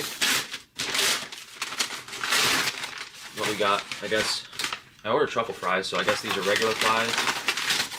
These are regular fries. These are maybe the truffle fries. Looks like green onion on there. We got some onion rings. These look so good. Like, I've never seen any food in a restaurant out in these states come this good. These are really good. And I got 2 burgers. My eyes are way bigger than my stomach. So we got, this is umami burger. They didn't give me utensils and wet wipes. I don't know if I should have done this in a separate video. I really didn't want to order this out. Like, I wanted to go, because fried food is always better in the restaurant. So my main request was no cheese, and I put it in Japanese I put it in Japanese and in English. No cheese on burger. One I ordered was the umami burger, and one I ordered was the old fashioned. It looks like they didn't put cheese, right? But they put sauce, which might have mayo, which I also don't want. But supplement's the only probiotic that has ever worked. You know, they get a little soggy from the closed container. Truffle fries don't taste that much different. Just like a little truffle oil on them. It's like a clean fry, you know, like, it's not that greasy. It's not that salty. Ketchup on top too, which I'm not a fan of. I actually don't really want ketchup on my burger. Let's see if the other one have. Lemon squash vitamin C drink. $42 for 2 burgers, truffle fries, onion rings delivered to your door. I mean, compared to New York, it's cheap. So it's like 7 a.m. Tokyo time Monday. After that burger meal yesterday, I was like kind of out of it, as I thought I would be most of the day, and then I had some udon from a different place, which wasn't that good because I'm like in an office area on Sunday, so a lot of the places on Sunday are closed, so I didn't have too many options on Uber Eats. Then I got a stomach ache after that meal, which was probably because I drank a little too much apple juice. Yeah, he just complains constantly. It's all he does. And this is my breakfast, so. What do you think Frank's parents and family think of Frank? Do they miss him or do they think he's a retard? Oh, they know he's a retard. They kicked him out. He was living with his mom and dad, and they kicked him out of the house. So they were fed up with him. So they know he's a retard. Thanks for the donation, though, Backdoor Sluts 9. It's like leftover udon that I warmed up downstairs on the stove. I warmed up I had like 2 leftover ones, and I combined them together and warmed them up. But I'm not that hungry. I'm just getting a headache, so I should eat something. My eyes look pretty good now, but I think that means we need a revision because if they look good now, after the swelling goes down, they're gonna just look like they did before. We have our consultations on Saturday, so we have 5 more days of healing until we see the doctor again. But I have a feeling we might have to do the revision and stay here another week or 2. That's the best decision, because coming back to Japan is going to cost not only inconvenience, it's going to cost a fortune, and I don't have to do this. I don't have to do this again. There's this little swelling, and then my eyes aren't going to sink back in at this point. The procedure. Yeah, I got to call up the airline today, move my flight forward a few days. Corresponds with the other stuff we did. I did like that Wagyu restaurant for lunch. We went to the udon place after, and then we went to the udon place again this morning for breakfast. But overall, feeling a little vertigo, kind of sick, not so good. Definitely noticed some vision issues today. Just not feeling well in general, kind of like nauseous, uneasy, uncoordinated. So, I don't know. Oh my god, just non-stop complaining. Yeah, so I guess the I feel bad, I feel sick, oh, this isn't going right, like, oh my god, non-stop. going good. yeah, so Tuesday, talking about, I don't know if I want to really film. I'm not sure if I'm gonna try to keep these updates shorter every day, and I don't even know if we'll have any. Switch rooms that has a window I can open, and then I should. And like, regardless of how well the surgery turns out, there's no way I can even recommend this doctor now, because most, like, I had to take out another credit card and pay for the second surgery. Now, most people couldn't do that. They pay for the surgery, they'd come here, and they wouldn't be happy, and they wouldn't be able to afford a second surgery. So I can't recommend this doctor now under any circumstance. But hopefully, now it's Saturday, so surgery is on Thursday. We're going to try again. An aesthetic difference. Now, I'm in the first surgery expiring. Alright, I'll give you guys a quick update. This whole surgery vlog is probably kind of a mess because it wasn't just one surgery and everything. It's been 2 surgeries. So we did just have that second surgery. I don't remember where I left off on this camera. I think it was probably something like, oh, I was upset and I'm going to try to convince the doctor to do another surgery. Maybe we did speak after we had that second consultation, but when we spoke to the doctor the morning of the surgery, and this guy's crazy busy. He sees an insane amount of patients. He does an insane amount of surgeries. He's a very skilled doctor. He did have a good solution, so he suggested that we put just some more plates in the medial wall and then like the corner here too. So he said he put some more plates here and some more plates here because our goal is to bring the eyes out more, and we also removed the implants. That beeping is just my my oxygen machine because I'm not attached to it. I don't know how the lighting is in here, but I think they look a lot better. I think one of the main reasons is because we took out the implants. I should have probably just waited for we got to give it at least another week or 2 before we can say anything. If they look wonky or not, how the eyelids and stuff looking at like 7:30 in the morning. Surgery took around 2 hours, and then we left, went to eat, and I basically just like kind of like laid in bed in pain all day. It was pretty bad. I was just taking as much pain medication as I physically could. It was much more painful than all of my previous surgeries. It was so bad that even with the pain medication, taking morphine and oxycodone and everything they could give you and fentanyl, I was still in a lot of pain. So, and anytime someone tries to like these anti-opioid morons these anti-opioid morons that post my videos and try to call me a drug addict, they've never felt the pain that I felt while I'm on pain medication. I'm on enough opioids to kill a horse, and I'm still in more pain than they've ever been in their life. So any of those, anyone that brings up anti-opioid stuff or the bullshit epidemic and drug addicts, I know for a fact has never had debilitating pain in their life. They're either a shill for the industry or they've never been in pain in their life. Because the only way, I mean, I'm a business owner. The only thing I do is literally work and sleep. And for someone... Yeah, that's how you get addicted to opiates. You get prescribed them because you're in pain, and then you like the way they make you feel, and then you keep taking them. To even suggest that I'm a drug addict is completely despicable. Like, where are your 10 fucking businesses and 10 employees, dude? Like... Yeah, because how could you run a business and do drugs? That's never happened before, right? Go fuck yourself. Shouldn't even bother addressing those people. But the point is, I've been in a lot of pain, and it's just gotten better now. That's why I'm filming. That's why I did a little work on my computer. It took about a day to get better. So, you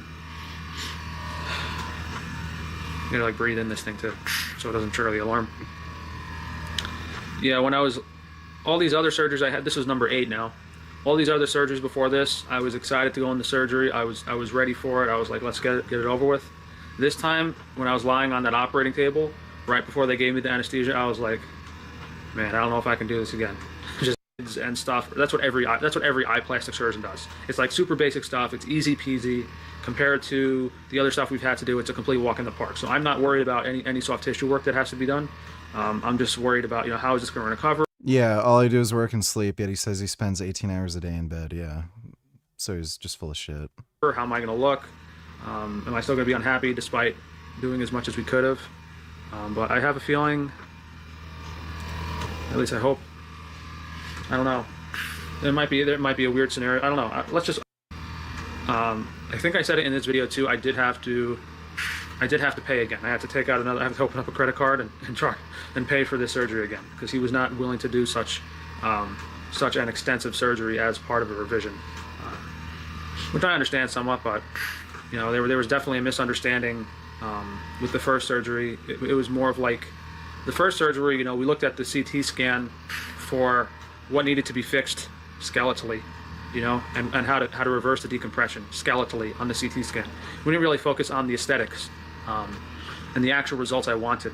I have a feeling, and then now when I did tell the doctor the actual results I wanted, and he did this, we're much closer to what we think is what we want to look like. So safer, although I've never truly seen like an orbital decompression or I've never seen an orbital decompression go well as its own sole procedure outside of extreme thyroid eye disease cases. For cosmetic application, there's no legitimate results for orbital decompression. The only reason some doctors have good pictures is because they combine it with other cosmetic procedures. If you look at just pure orbital decompression results outside of thyroid eye disease, there's no such cosmetic benefit. So, I think I'm definitely looking closer to my old self. I'm just hoping I look better because, as opposed to being Monday. Surgery was Thursday, right? Going fagged roast, donate $2. Let me see.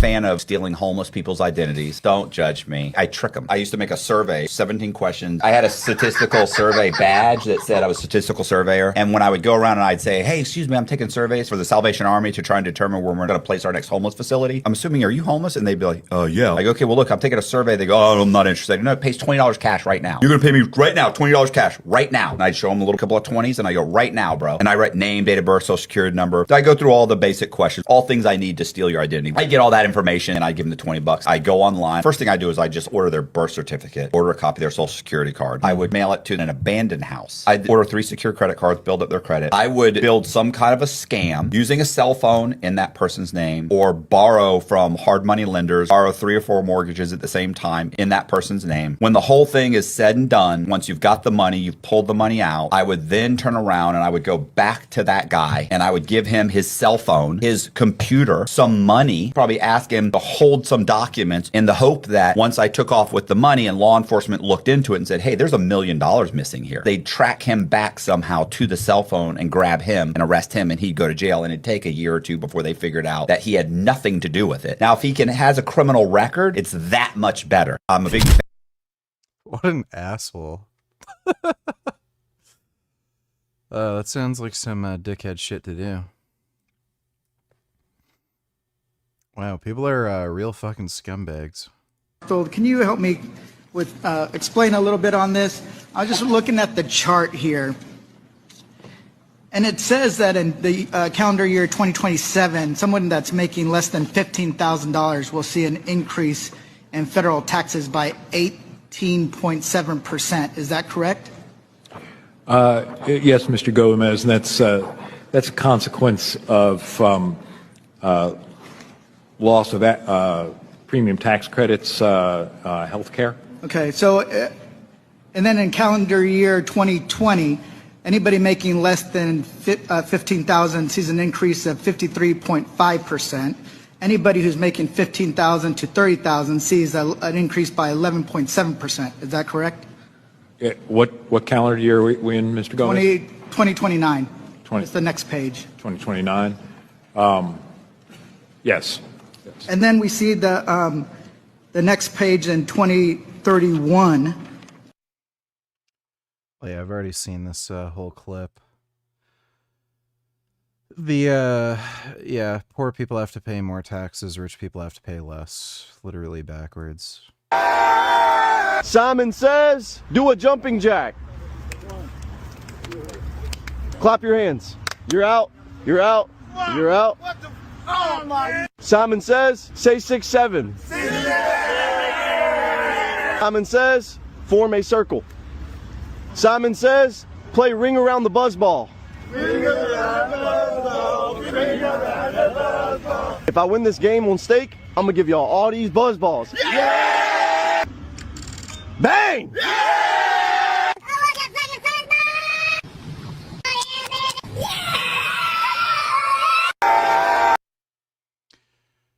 That is dystopian. Thanks for the donation going Fagdros. Okay, so we're like 2 to 3 days post-op. 3 days post-op, whatever it is. Still not feeling so well. The vertigo feeling and stuff, and I have some pain in my neck. I'm not sure if it's related, but I don't feel good. I feel a little off. Sometimes I do feel better when I leave the hotel room, so I don't know. But the pain is still kind of bad. Not nearly as bad as it was the first day, but I'm still in pain. I'm still uncomfortable. You know, my eyes still hurt. Still not trying to like move my eyes that much. I'm just moving my head if I have to look at something. And yeah, the vertigo and the shakiness is definitely really uncomfortable. And that took a while to go away. That's why I stayed in LA for so long, because I already get really sick on flights. So I didn't want to like feel like I was going to die on the flight. But I mean, physically everything looks pretty good. I think he did a great job. This probably fixed, you know, 2 of the problems. Let's see. Where are we at with the Paul fight? Last year, and so it's been a hard just transition period. But one thing about Okay, Paul fight's coming up next. Problems we were having, the hopefully reverse the decompression, and we also took the infraorbital implants out, which were actually having a much larger negative effect on my face than we thought. The implants were definitely making me look kind of weird. It's arguable that they looked okay from certain angles, but from any other angle and on any video, they looked really weird. And they were making my eyes look closer together than they were. So there's definitely some type of lack of skill and knowledge in him even putting those implants on my face. And I guess it's not rocket science. Like, if the person's face is really narrow and they have shallow cheeks, if they have a small bone structure, you can't put infraorbital implants on their face. You'd have to do a probably custom implant, which would be catered to that person's specific face. So instead of giving me like a really big... Sego to Nutellers, he is so fucking stupid. He's doing Theta Playbook. Really busy doctor, really famous, such a dumb fuck. Wait till you hear him talk about painkillers. I don't know. I have a feeling Frank is kind of motivated to do some of this shit because he wants more painkillers. Thanks for the donation, though, Sego. Implant wrap around here. You'd want to do like a smaller one that also goes down here, which I don't think anyone does. The problem with implants is, you know, once you bring part of, you know, the purpose of an implant is to fix a deficiency, and if the person's entire face is No, I'm not going to end the stream to watch the fight. Even, like my features are kind of even, you know, if you bring the cheeks forward, okay, well, how about bringing this forward and this forward, and you're gonna, once you start with one implant, you kind of have to do the whole face. At least that's the way I look at it. Because if you're going to do infraorbital implant, okay, what about supraorbital? What about this area? You know, what about the jaw? What about the chin? Like, it's just stupid. You're better off without them. Better off without the implant, unless you have some crazy deficiency where it makes sense to do them. And if you clearly look better without them, there's no reason to debate putting them back in. So I guess I don't really know if there's, you know, going to be much more to talk about in this surgery vlog. Everything seems to have gone well, and the stuff to know is going to just be in update videos, like 1 month, 2 month, or 3 month update. But I did want to talk about, you know, the accommodations here and the whole experience. Now, obviously the doctor is excellent and he has a very successful practice, and you know, the guy sees tons of patients every day, over 200. Can't imagine how much money he's making. He has multiple clinics throughout Tokyo, although this is the only one that sees international patients. Very professional. However, they don't really have a system set up for international patients yet. Well, I can't say that. They do, but their system assumes that you have someone to come and take care of you, which I did not have. So there is no surgical aftercare, and I guess most people would probably have someone they could take with them with the surgery. So if you have someone that can come with you and take care of you, then that alleviates most of the problems. It's not that difficult to book and get like a hotel and accommodations in Japan, although, you know, in my opinion, if they're offering, you know, if I'm paying so much for surgery, like, I feel like I should be, like, it would be nice if they could do everything and I could get a deal on it. At least that's the way I look at it. Like, if I'm gonna have to travel and be uncomfortable and leave my country and travel so far, like, you should be able to do everything. Although I can't complain because I made it happen. You know, I paid for the surgery, I paid for the hotel accommodations. What happened is they eventually, for the second surgery, they actually had one of their staff members. I just paid them to help me get back to my hotel. That's what ended up happening. So obviously that's not perfect. You know, it's not that streamlined. There is a language barrier, but in regards to the actual hotel accommodations and the food access, it's excellent. I can't imagine you'd have a country where it's easier to get healthy food. You know, just recovering from surgery, like access to like beef and rice and beef soups is very high. So that's definitely something you have to consider. I don't know what other countries would have a similar level of food that's so easily accessible and very affordable. So that's definitely something to consider. Yeah, I don't have anything negative to say about the practice and how everything went besides him charging me twice for the surgeries. You know, we had the first surgery and then he said, oh, well, this is going to be really complicated. I don't really want to do it unless you pay me again. And I guess that was a way of him trying to like tell if I was BSing or if I was actually unhappy. And I guess in his mind, if I was willing to pay for the surgery again, then I was actually unhappy and was willing to take the risk. So why he charged me again is, I don't like that because, you know, when I paid for the initial surgical procedure, it said it included all revisions. So, you know, you're assuming that if you're unhappy in any way whatsoever, he will do a revision procedure. And then for him to go back on that to me, then again, I did pay him and he did fix it the right way. So there's two sides to that coin, you know. It did end up getting fixed in the end, although, you know, what I'll say with that is you have to be very clear about what you want when you go into the surgery. You know, I assumed that him fixing the orbit would, I guess we kind of rushed into it, you know. It was kind of rushed into it. You know, he looked at the CT scan. He assumed that if we fixed the orbit, the physical aesthetic appearance would be better. It wasn't. So we had to, you know, really take your time and understand what you want from the doctor. You know, do you just want the orbit restored and to try to fix any physical problems or health issues you're having, or is there an aesthetic issue that you're also unhappy with that might need to be addressed separately? In my case, removing the implants and adding extra tissue to the medial wall was what would fix the aesthetic appearance. Yeah, and whether or not we have to get upper or lower eyelid surgeries to fix the asymmetries we're not gonna know that for a few months. We really gotta be careful about that and see how they look. So yeah, surgical aftercare isn't really a thing. I think I'm the only patient that didn't have someone to come with them, so I'm assuming that's really not an issue, and I don't want to address that further. So the surgical aftercare thing and being taken care of isn't really that big of a deal. You know, I like Japan, and it's a nice and easy and comfortable place to stay. I will say be careful with your choice of hotels because I've been smelling burgers and smoke for the last 2 hours. I'm pretty sure it's coming in from the window, and then you can only choose, the heat's the only thing on in this hotel. So if you're gonna book a hotel, I would call them and ask them about their HVAC system. I guess if you're in an extreme season, like if it's the middle of the winter and the heat's only on, you might be okay. Or if it's the middle of the summer and the AC is only on, you might be okay. But if it's any wishy-washy season, you want to see it. I mean, maybe that's just how all hotels are. I don't know. Maybe someone from Japan can answer that, or that has that traveled to Japan a lot, that's been in a lot of places. It's just, you know, it's important to be very comfortable. It's important to be very comfortable after surgery, which brings me to the final point I wanted to talk about, which was the access to opioid and pain medication is probably worse than the United States. Although I will say this clinic did get me oxycodone and morphine.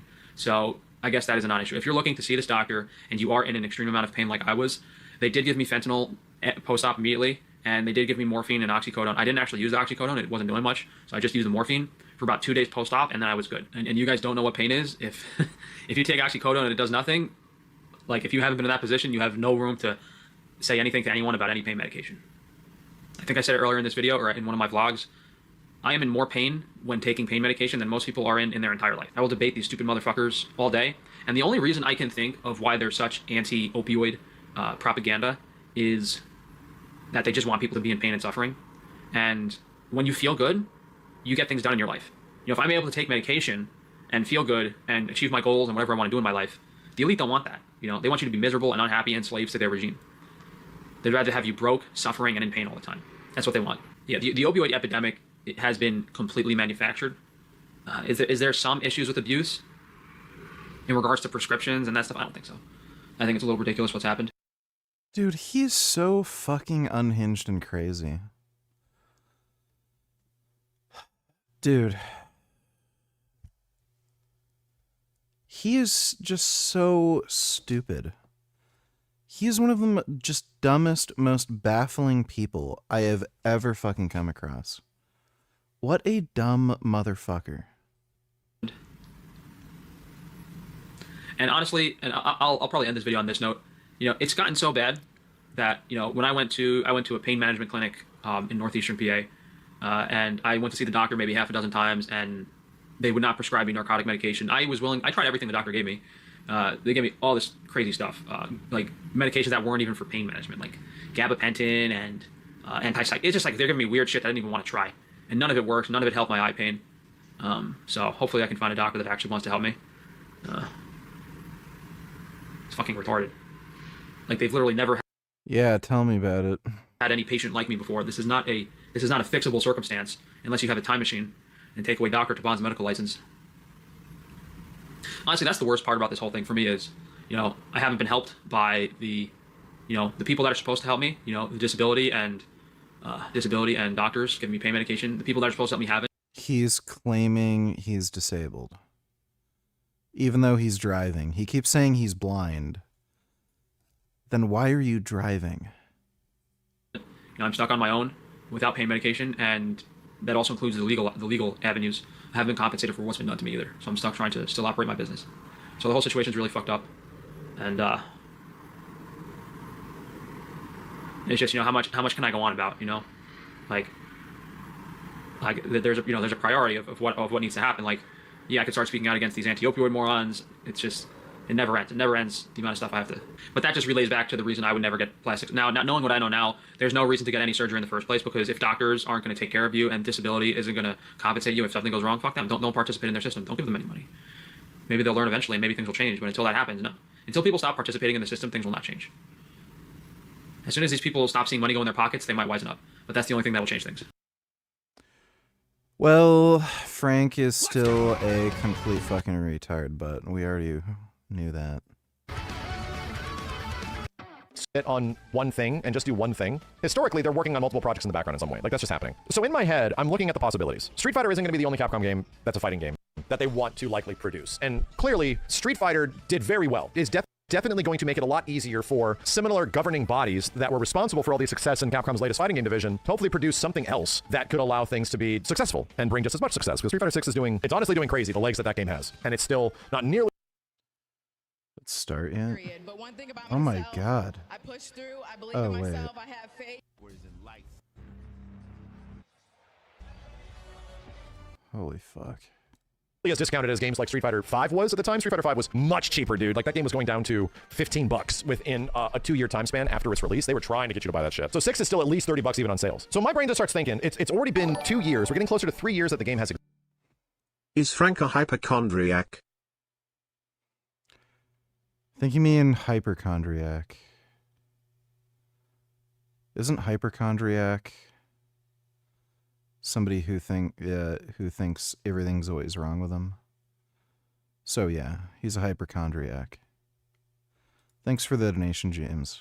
Existed? What are the possibilities? The first one that I thought was pretty obvious after the collection and all the subsequent merchandise and all these different things that were happening around it, updates, all this kind of stuff, the hope of a new tomorrow type of shit, was Marvel vs. Capcom. Before a faithful state of play in June of 2025, I thought that was all but a guarantee. Now it's not. We went from there being a 1 in 14,605 chance of the game happening to now an actual reality. Like, no, dude, this we could be in that one universe. This is it. Now we're back to square one. Like, we are 100% back to square one on the hopeful MVC future. If there is a future for Marvel vs. Capcom with a brand new game, like an actual brand new game, dude, that is going to take such a long period of time. Like, Tokon needs to be out and exist and find its success, which it will. It'll be successful. It needs to be a thing that is clearly different than MVC, which it is, and to have its audience. This game looks like shit. I can't stand the character models. They're just fucking horrendous. And they also have the gay version of every character. Like, they have the Ghost Rider that doesn't even ride a motorcycle and shit.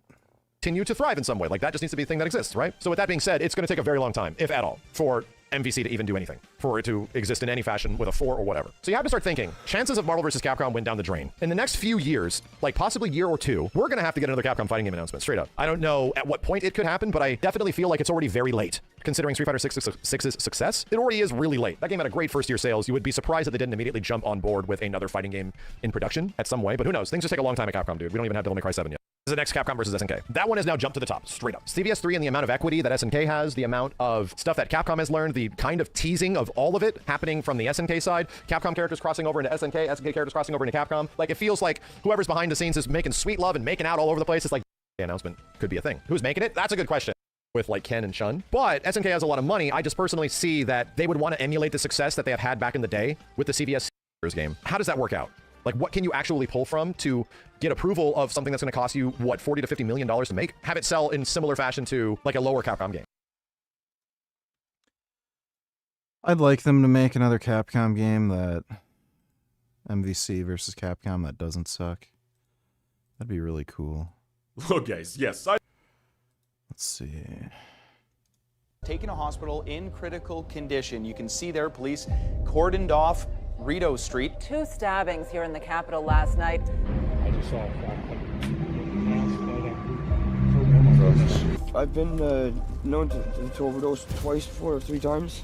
What is going on in Ottawa, Canada's capital city? Once known as a boring government town with beautiful landscapes and quiet neighborhoods, Ottawa is transformed into a capital of crime, drugs, and rampant homelessness. Break-ins, Thanks, Trudeau. vandalism, and theft are becoming a near nightly occurrence. Ottawa's unprecedented disorder is visible just steps from Parliament Hill, the seat of Canada's G7 democracy, for locals, tourists, and international visitors to experience firsthand. A short ride from Parliament Hill, scenes like this one are not uncommon. But what if I know there is a shitty area near Chinatown, near the mushroom shop that I buy Frank from. just posted some new shorts. Holy fuck, he's retarded.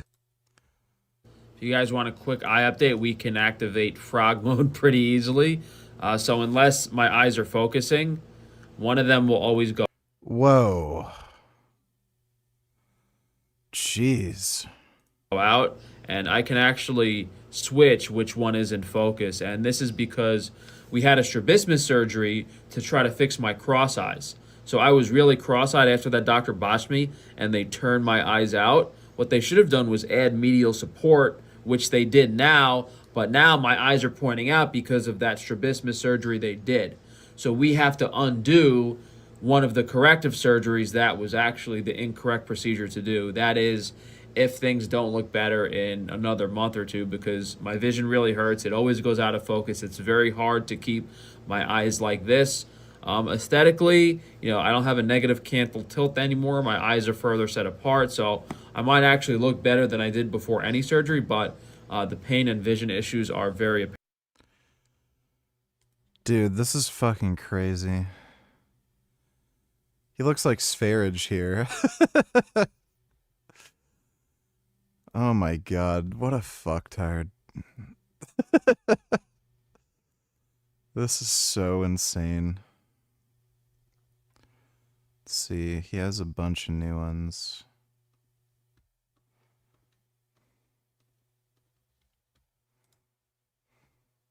Upon your coloring, right? So melanotan 2, guys. Alright, already saw that one. Conveyor, and they get sprayed with a pyrusitic acid, which is an intervention. These commercial meat guys only care about profit. It's never about health. And, from the beginning, I'm sure this guy has put tons and tons and tons, literal tons of chemicals in his meat over the years he's been operating his business. And, not only are these chemicals bad for you, Acetic acid and hydrogen peroxide are safe to consume. they do taste off. I used to work in New York restaurants, and I was close with some chefs. They complained about the burger patties this guy sold. And yeah, when you're spraying peracetic acid on the grind meat right before you grind it, it's gonna mess up the flavor of the meat. You can taste it in the meat, and you don't want it. It's a mixture of basically vinegar and hydrogen peroxide, which is why on Frankie's Free Range Meat, we don't spray the cow at all. We just use hot water on the carcass. And Yep. Nice food poisoning for you. we don't add any extra before we grind. So big difference in just reducing the chemical content of the meat. Grinds are going up. Of this guy buying prime rib at Costco, someone left a comment, "I don't trust Costco meat anymore. The chicken always smells so bad, and the Wagyu beef they sell smells terrible." Hey, there's your Freemason feedlot. Maybe it has something to do with it being dead, rotten animal flesh. I don't know.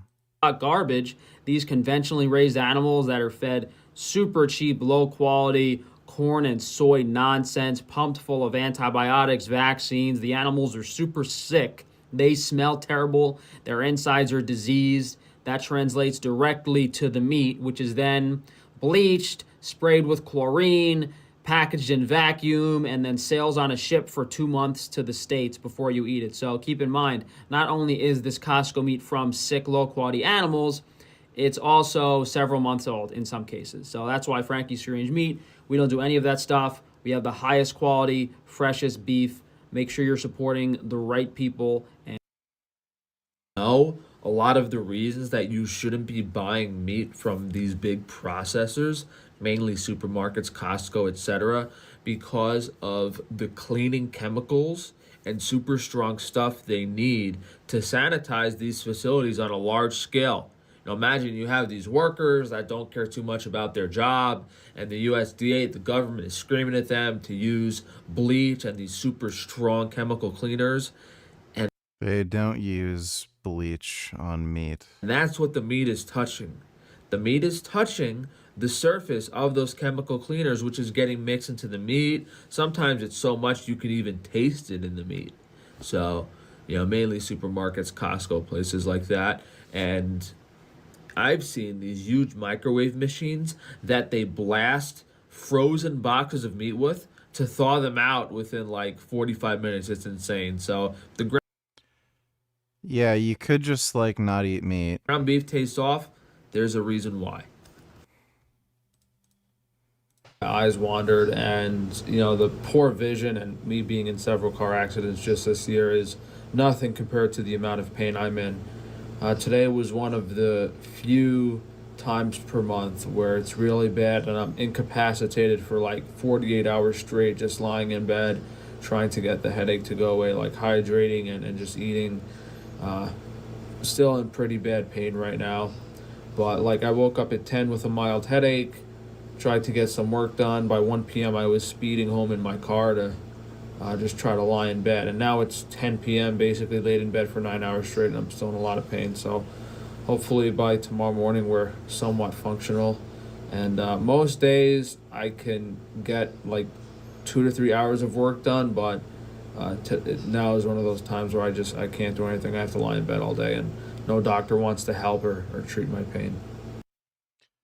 I can't get addicted to drugs. I work all day. I lie in bed all day. Pain's been even worse since October when I jacked up my neck in this car accident. Before, the migraines were horrendous. Oh, so now he's claiming he hurt his neck, even though he never mentioned that before. It's enough now, like my neck is jammed because my airbag did not deploy and I hit my head on the steering wheel, which hitting my head on the steering wheel wasn't the problem. It's like when the accident happened, my neck jerked, and I don't know. It's been hurting since the accident back in October, and there was an active recall on that vehicle for those airbags. So I don't know if I'm going to get compensated at all for this, but it's just like heading on top of all the pain and all the nonsense. I'm actually thinking of stem cell therapy or something, or I don't know what can fix the pain now, because you know, my neck and my head are in so much pain every single day. I basically can't leave bed, so I don't know. So now he's claiming he can't leave bed because of the car accident. Like, he just lies constantly. What options there are, but what the doctors are currently doing and the physical therapy, it's not helping at all. And they won't give me any medications that work. Oh my god, Frank's just a wreck. Dodo Donatillers, why is this female acting like a dumb, immature child? Like, even 14-year-old boys don't act like this. See you perfectly. I'm sorry, how is that possible? Because it's reflecting you. But it's not, there's a towel in the way! All right, calm down. I don't understand. I don't. Well, go really close. How does it know that? What do you mean? How does it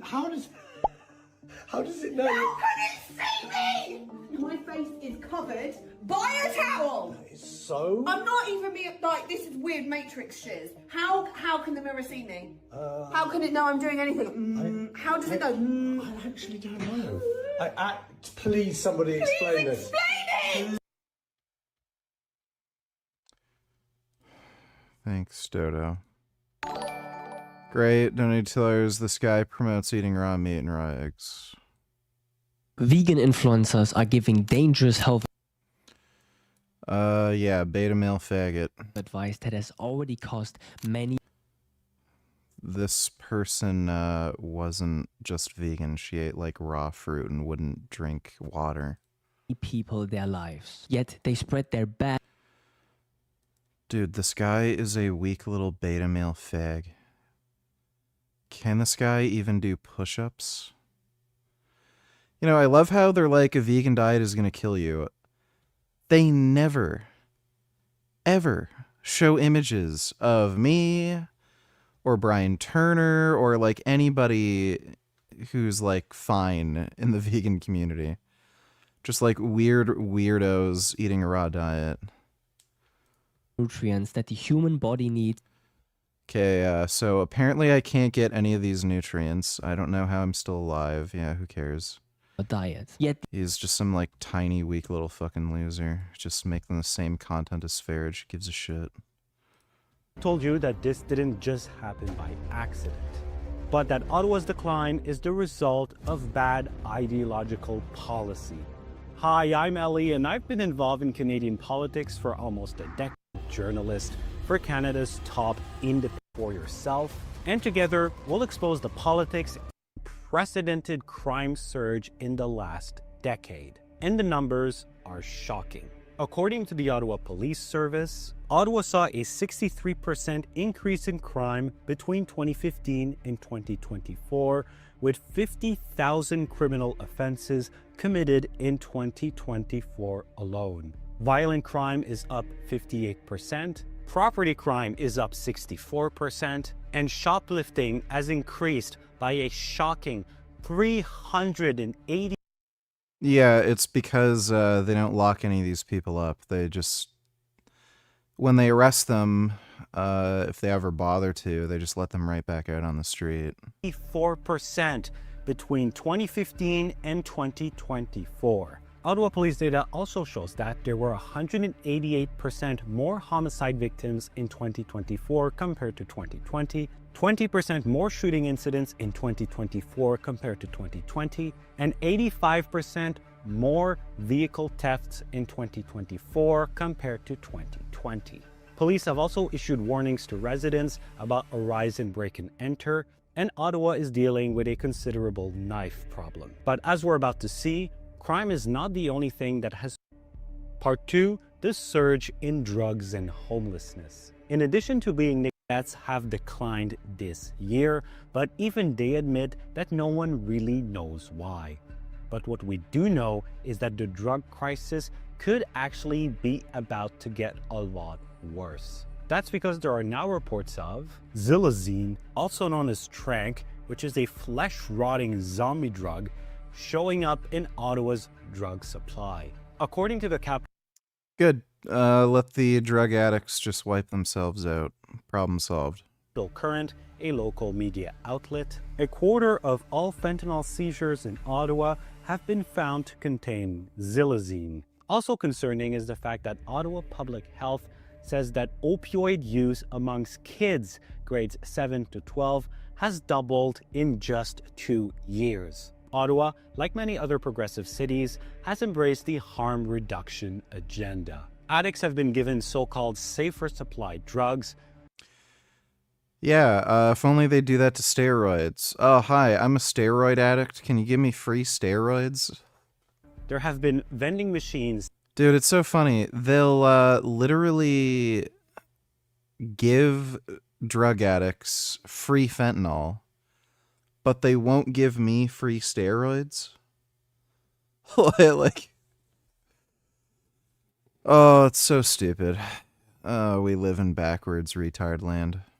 That give out crack pipes and needles, and there are drug consumption sites where addicts can go and consume dangerous drugs. Although some of these sites have recently closed. I should note that some of the people running these so-called harm reduction sites are making millions of dollars. Ottawa's homeless population has also hit a record high. There has never been more homeless people in Ottawa than there are today. There are 78.5% more homeless people in Ottawa today compared to 2018, and the total number of homeless people is expected to increase by a further 58% by 2035 if interventions are not made. Across Ottawa, homeless encampments have appeared, many of them near Parliament Hill. But police have dismantled some of these encampments. Now, activists and the legacy media will say that the cause of the homelessness crisis is housing affordability,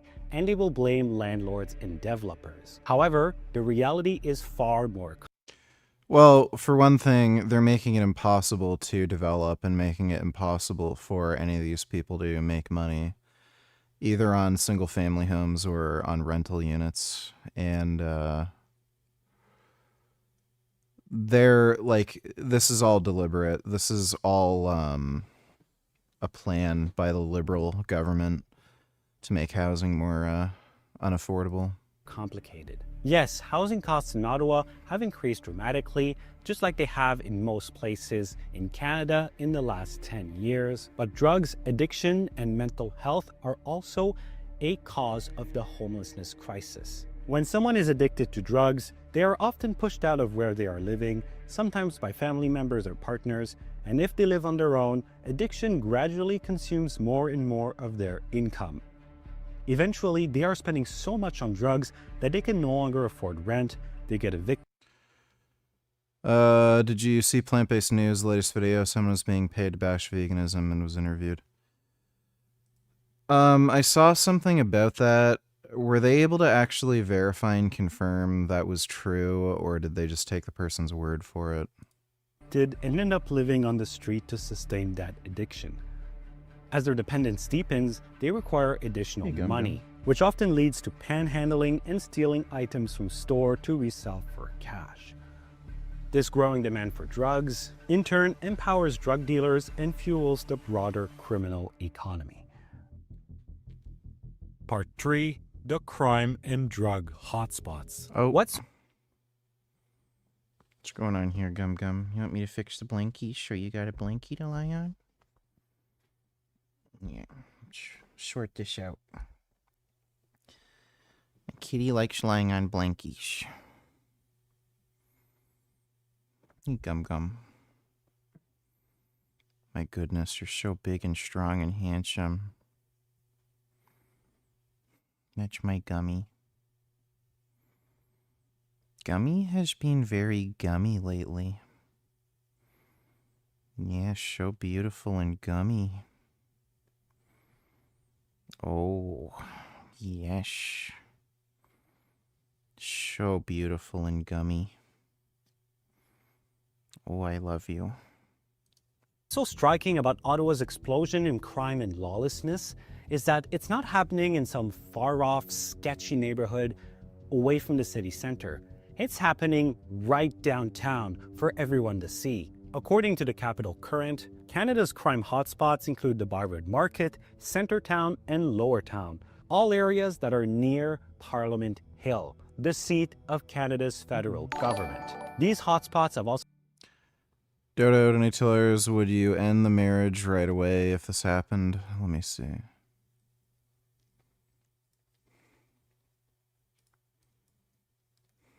Better? For better. For worse? For worse. For richer? For richer. For poor?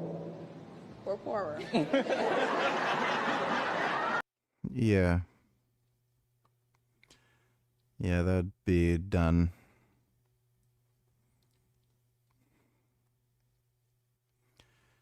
Yep, they'd be doing that.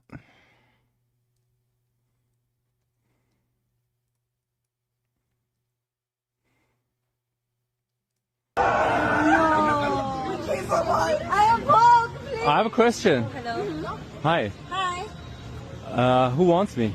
What's the loser? I'm available, single? You're joking, right? No. That's so embarrassing. That is so embarrassing, dude. We're like all gay. Shit. So. Really? Yeah, Oh. a bunch of queer women. And said, who wants me? Own? No. It's usually for a TikTok, so. Okay.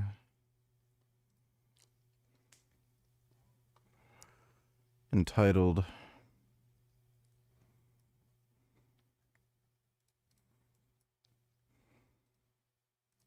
I just had 5 grown-ass men walk by, grown-ass able-bodied men walk by as I struggle to like carry all of my shit and help this poor mother with 3 children carry her stroller down. Yeah. Well, maybe you shouldn't, fuck a bunch of random dudes and have kids that you, can't take care of on your own. Thanks for the donation, Dodo. This will become a ground zero for Canada's opioid crisis. The top intersection for thefts under $5,000 has been the one outside Dorito Center. That's Ottawa's main downtown mall, featuring the city's high-end stores, although some of these nice stores have closed in recent years. But don't just take my word for it or the numbers I cited, because it's worth seeing for yourself. Let's go for a little walk around the city near Parliament Hill with my hidden camera, and I'll show you firsthand how bad things have gotten. Let's start off in Centertown. The moment I stepped out of my Uber, the first thing I saw was a man screaming and having a mental breakdown. The neighborhood has seen a considerable I mean, you get that in any city. rise in public safety Thanks for the membership, Chris. issues, as people experiencing homelessness, addiction, and untreated mental health crises have begun moving into the neighborhood. Residents say they're seeing more and more people in visible distress, more disorder on the streets, and businesses have experienced an increase in break-ins and thefts. Literally Yeah, it's just liberals, and we got the liberals for another few years now, so at least. Could be indefinite. People are retarded, so. Yeah, 10 years of the liberal government increasing crime, increasing poverty, and they voted for them again, because, what could go wrong? mushroom stores, some of which have been targeted by our municipal politicians, do deserve criticism. The largest contributing factor to the city's decline is the federal government, or more precisely, the policies of the federal liberals of Mark Carney and Justin Trudeau.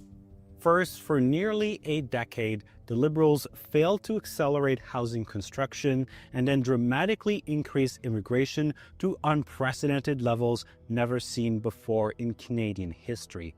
As a result, housing prices skyrocketed, leaving some people to no longer afford a place to live and on the street. Second, the Liberals went all in on the drug liberalization agenda, supporting so-called harm reduction initiatives like supervised consumption site and so-called safer supply drugs.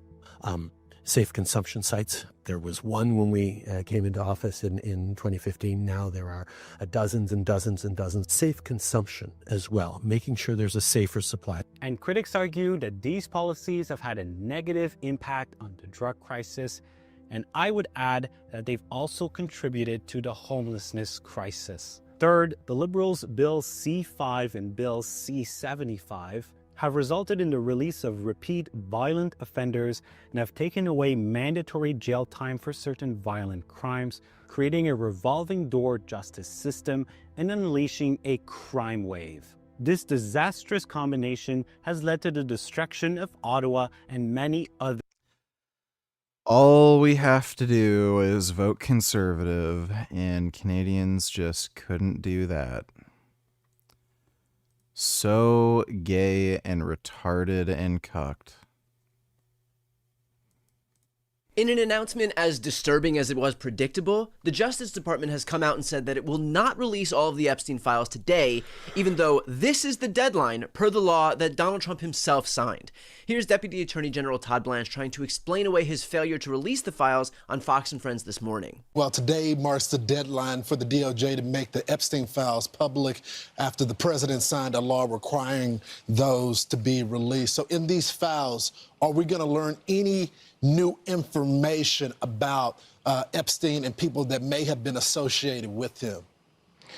So yes, so today is the 30 days, and I expect that we're going to release several 100,000 documents today, and those documents will come in all different forms, photographs and other materials associated with all of the investigations into Mr. Epstein.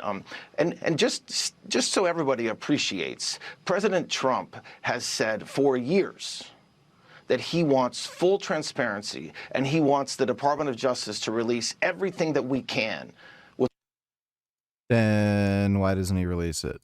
respect to this investigation and cases. And we saw during the Biden administration radio silence from the very Democrats that are screaming from congressional steps today that we haven't done enough. But guess what? President Trump signed that law 30 days ago, and we have been working tirelessly. Dodo, no teller has ever seen a grown man act this way. No, I've seen that dumb bitch before. Yeah, there's some crazy lady in a store. Yeah, it's an old one.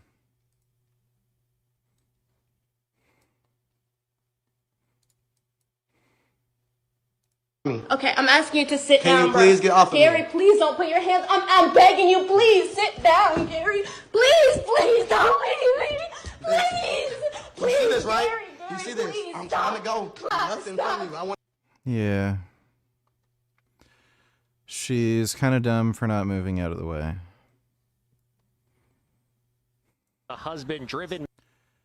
He fatally shot his wife and received just 10 years in prison. Well, I mean, his wife probably was at fault to begin with. If anything, he should have maybe just not gotten any jail time. Cheated on her husband, emptied out his bank account, gave the money to the other guy. Yeah, he should have not gotten any jail time. Like, that is completely understandable.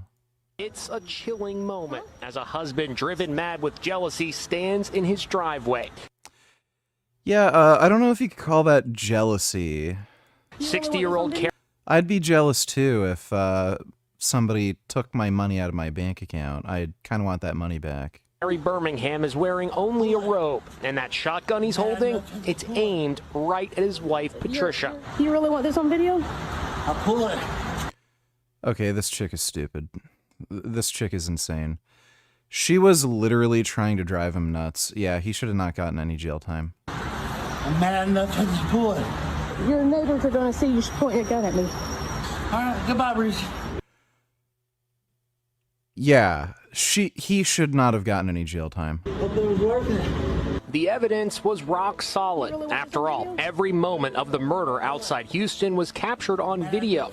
Birmingham pled guilty. The motive for shooting his wife? He says he was in a state of rage because he had learned his wife was allegedly having an affair.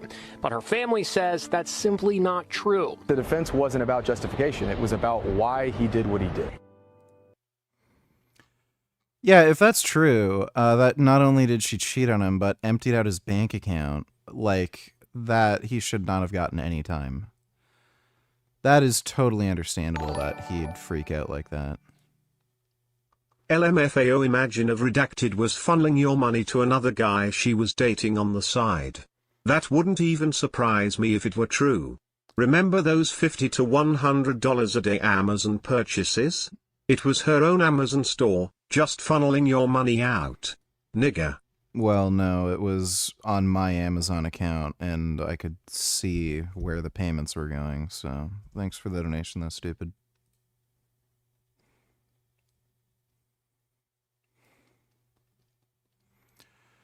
She cheated on him multiple times, won't let him grab his stuff. Yeah, she should be kicked out, not him. I caught you once again cheating on me. All I want is my clothes, and I will leave. May I please have my clothing items so I can get the hell out of the house? I asked you to leave anyway. I am leaving. Can I please have my clothes? You can come back later. No, I'm not coming back. Well, then you can come My clothes are right there.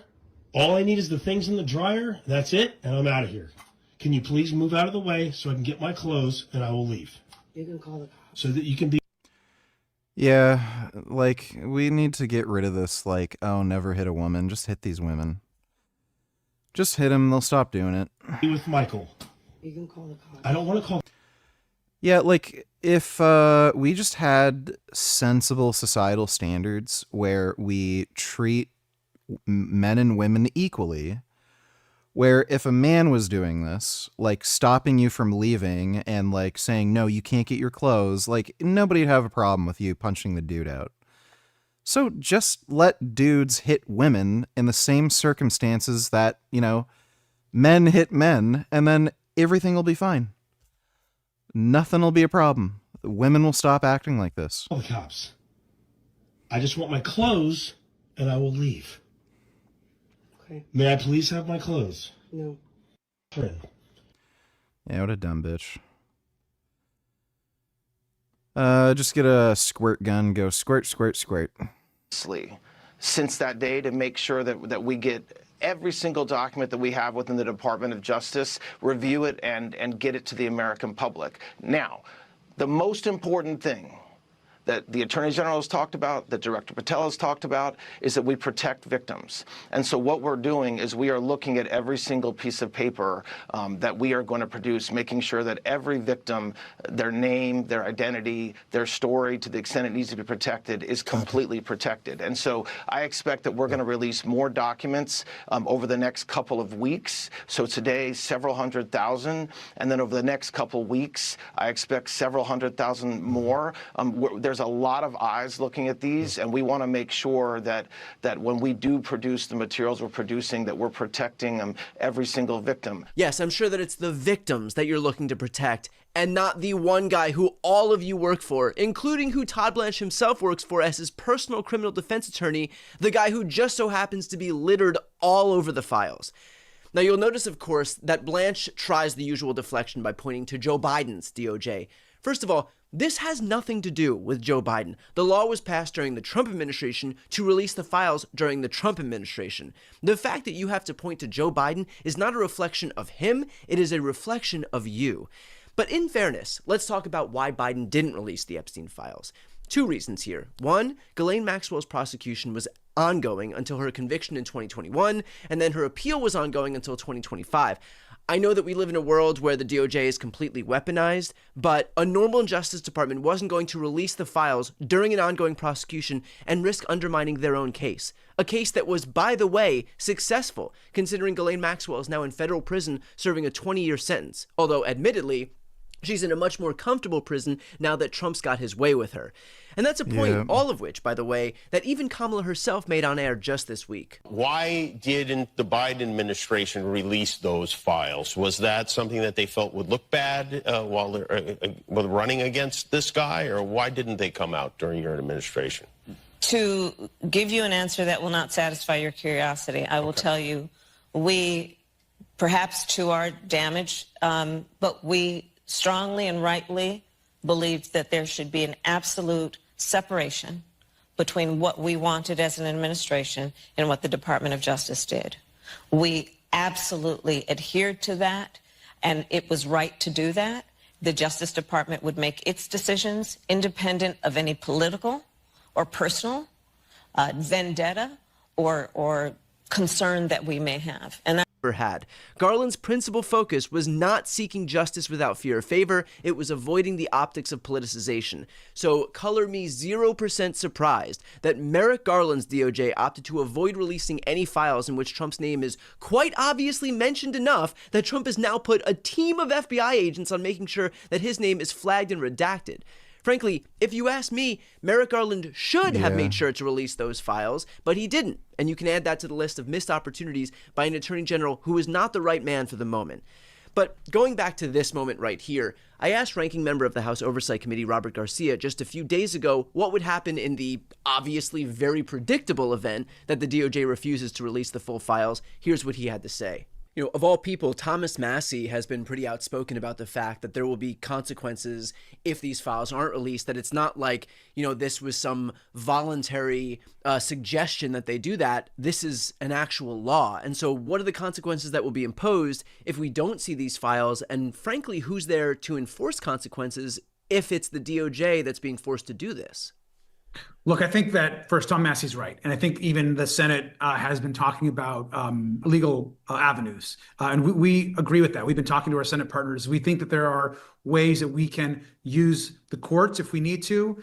There are other tools that we have that we're going to push really hard on. And honestly, the public is also demanding this. And I think what Donald Trump and Pam Bondi need to understand is that the release of the files is popular amongst their MAGA base. I mean, incredibly popular. So Republicans in Congress are now also getting that pressure to move forward and to push this release. And so they're not going to be able to hide the truth forever. They need to understand that the truth is going to come out. They can try to kick and scream and drag their feet. The truth is going to come out. So I hope they release substantial documents on Friday. We'll see what's there. But if they don't, we're going to push like hell to ensure that we finally get the truth. And we have information and we have reports of what might be in the files. And I think we're going to obviously use that information to our advantage as we see what's released by the Department of Justice. It's also worth noting that the Epstein estate is there to serve as an ever-present reminder for the Trump administration that anything The extent they're going to hide things is just disturbing. There has to be something in there that's incriminating in some way. Dodo donate $2. What else is planned for the stream, and how long are you on for? Will widget to Sarah Payne tonight? Question mark. Dude, it's like a 2-hour video. Let me see what's going on with the Anthony Joshua fight. I don't know, dude. Thanks for the donation, though, Dodo.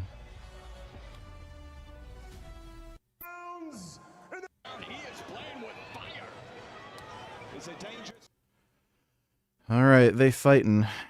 Looks like it's just at the end of round 1.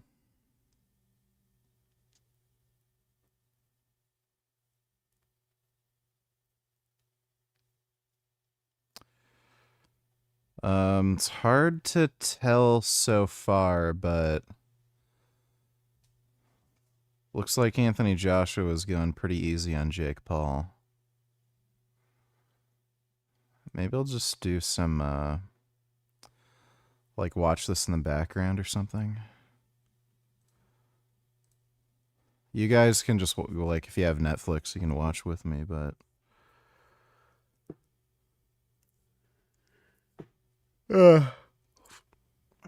yeah, I have a funny feeling. Really funny feeling this might be rigged in some way.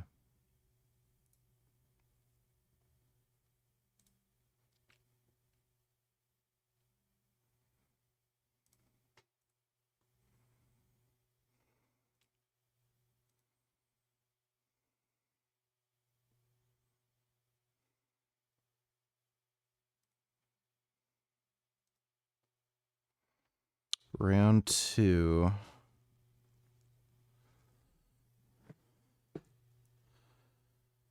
Jake Paul's really running around the whole fucking ring trying to avoid Anthony Joshua. Like, he's literally running away from him. Oh, this might actually be fucking boring.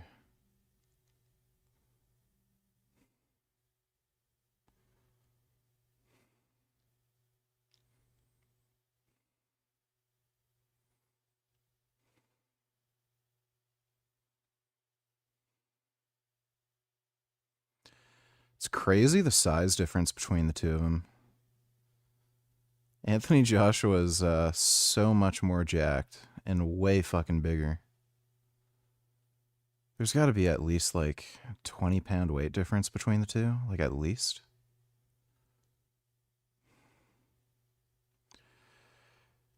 Yeah, some of this is already looking a little fishy, to be honest.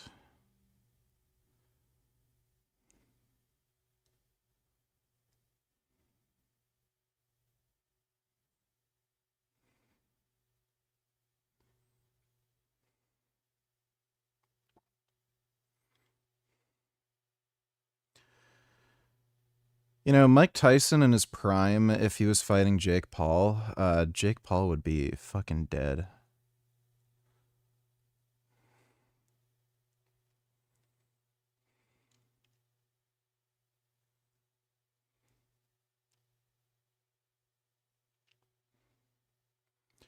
Anthony Joshua got a good shot in on Paul just now.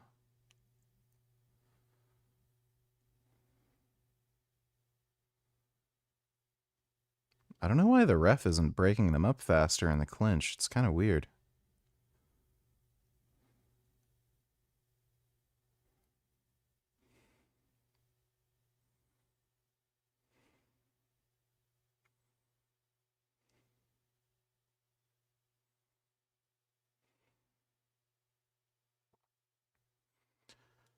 Oh my God, clinch again.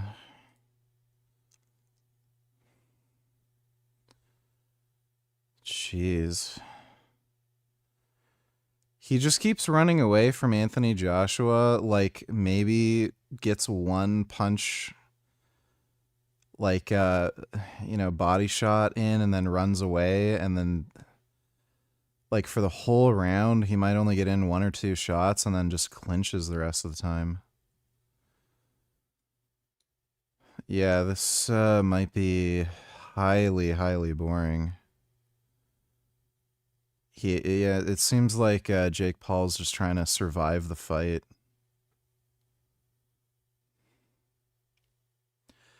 He might end up tiring himself out with how much he has to just move around.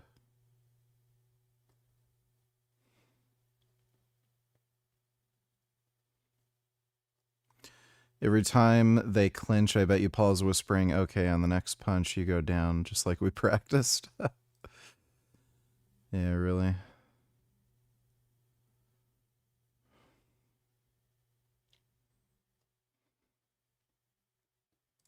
I don't think you have a choice, man. Well, the thing is, again, have you heard the saying, history is written by the victors? You ever heard that? You know, if only Big Lenny was around to watch me take steroids. That'd be great. Okay, round 3. Clinch right away, right at the start of the round.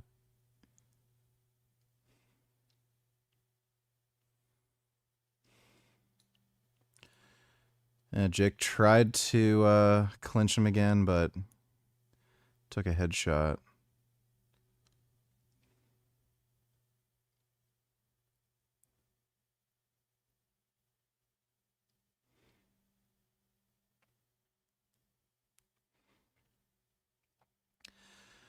Yeah, clinch again.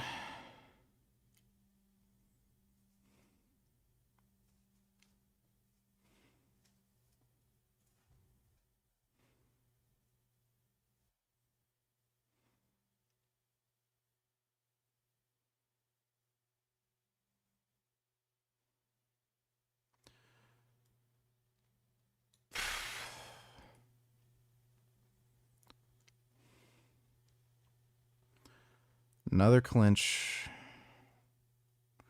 He just runs away and then clinches.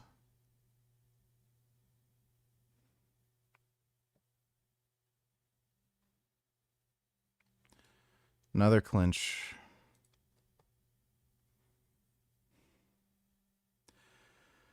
Yeah, this is looking like a really bad fight. Joshua got in some body shots. Hit to the head in the clinch. Looked like Jake didn't like that body shot. Yeah, looks like he's might be reeling from that a little. Jake's going to go in for a clinch again, I can guarantee you.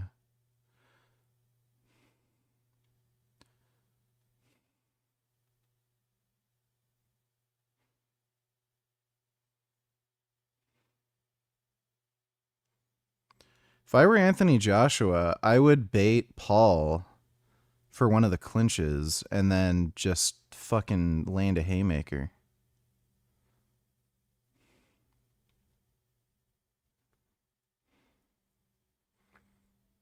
He should just start baiting Paul.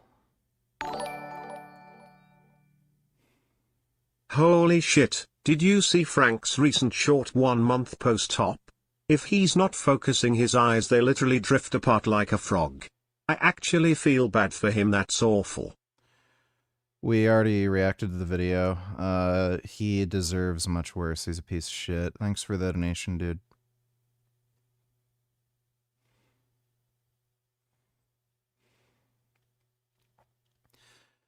All right, round over. So I got Joshua winning every round. He's landing more shots. All Paul can do is basically run away and clinch.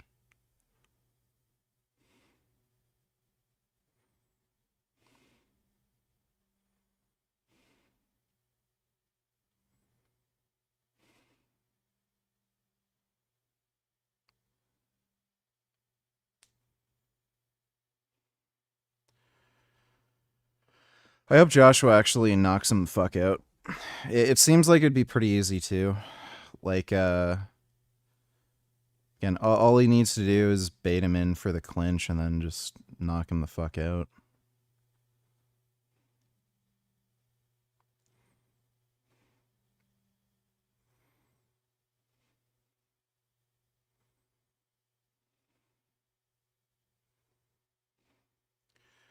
Round 4, halfway done.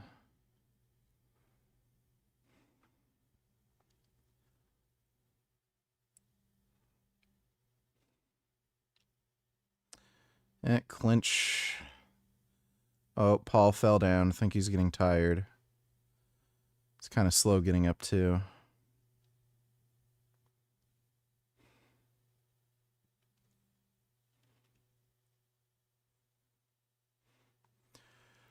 This has got to be the worst one yet. Paul landed some shots. Just like, oh, he fell down going for the clinch again. Oh my god, this is bad. Why did he even agree to do this?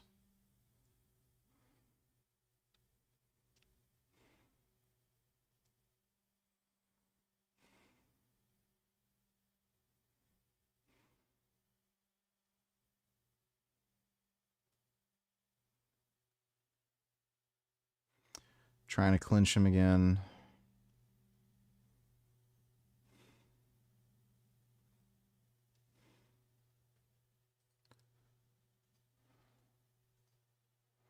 Eh.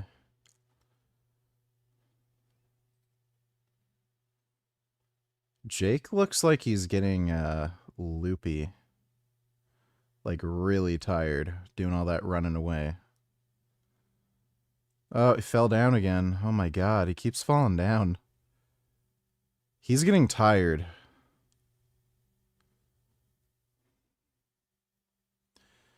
Yeah, he wasn't even hit or anything. He just, like, lost balance. Yeah, clinch. Yeah, got in a clinch again. I'll look at those links in a second. Thanks for the donation going, Fagros.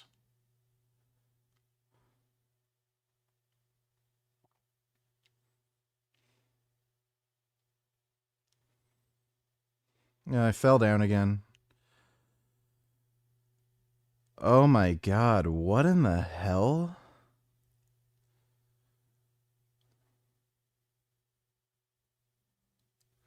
He's taking, like, a long-ass time to get up.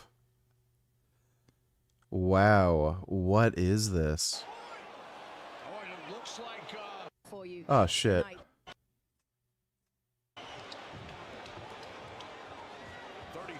Left in the first half of this fight. Didn't expect to say that either. Left hook from I think Paul might have been claiming he got hit in the nuts. Yeah, Joshua's getting pissed off at all the clinching. Jake Paul fell down again, and then Joshua hit him when he was on the ground. This is terrible. Okay, like, yeah, this confirms Jake Paul can't really box. Like, not on a pro level. Oh my god, the referee's giving him a talking to. Touch him up, fight clean. Christopher Young with the...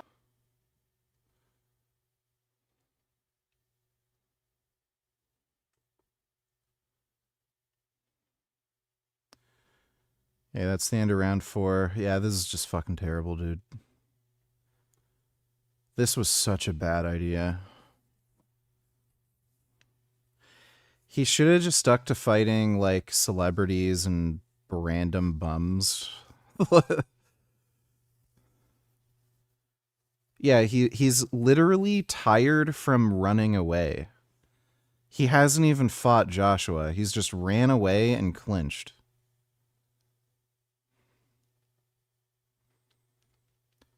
Like, bro, you know, if you're gonna fight Joshua, like, fight him, you know?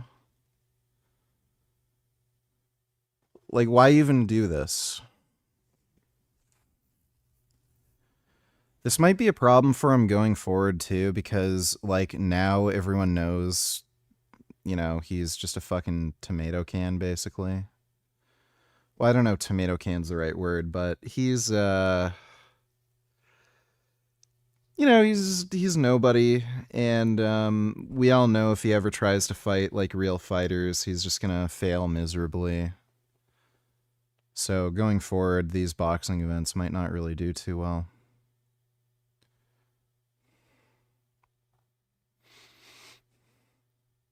I think he might have managed to actually piss Joshua off because he's getting a bit more active now. Yeah, Joshua seems to be a bit more cognizant of his attempts to clinch because Joshua's actually hitting him when he tries to get into the clinch now and predicting it. And Jake fell down again, trying to clinch. Yeah, it looks like Joshua's ready to piece him up. Dude, he keeps falling down over and over again.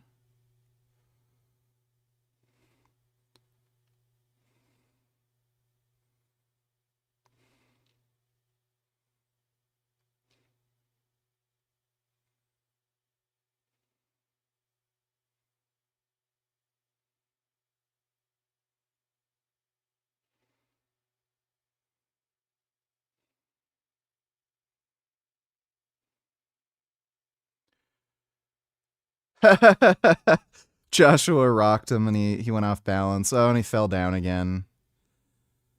He's like too tired to even go for the clinch, and now he's just on the ground kneeling, exhausted. Yeah, Joshua hit him pretty hard a few times, and he did not like that. Oh, dude, Jake's done. It wouldn't surprise me if he throws in the towel in between rounds. Joshua's actually starting to piece him up.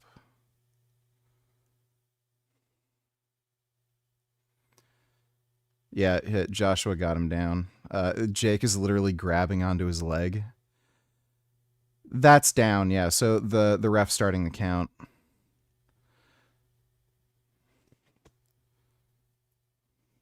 Yeah, that was a knockdown.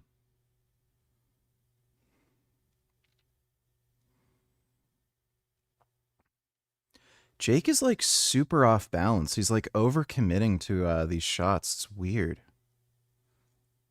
I guess he's never had to fight anybody who knows what they're doing, so it really shows the holes in his game.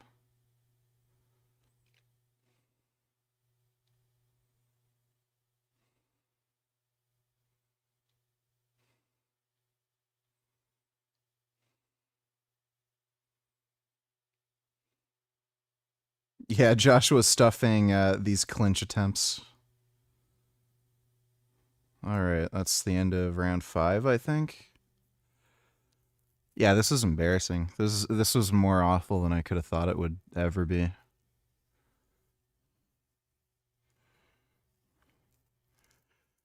Hopefully Joshua ends things on a high note and actually knocks him out.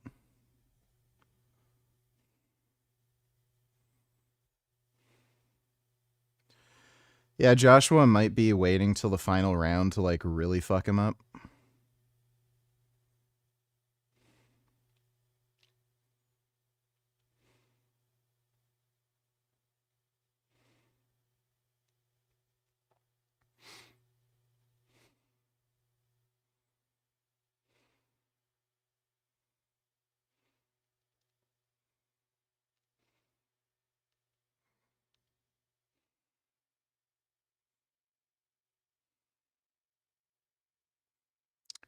All right, start of round 6.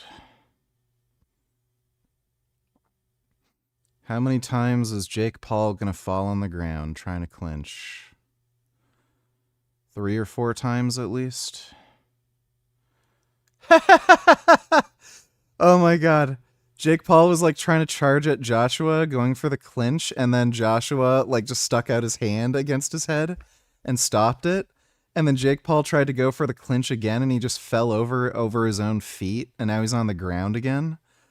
Oh my god, this is just embarrassing. It's so bad. Dude, like, just fight him for fuck's sakes.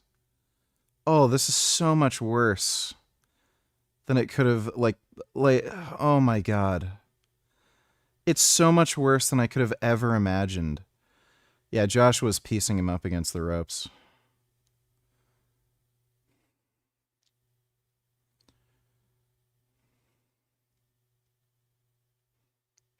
Jake is too tired to even throw a punch at this point.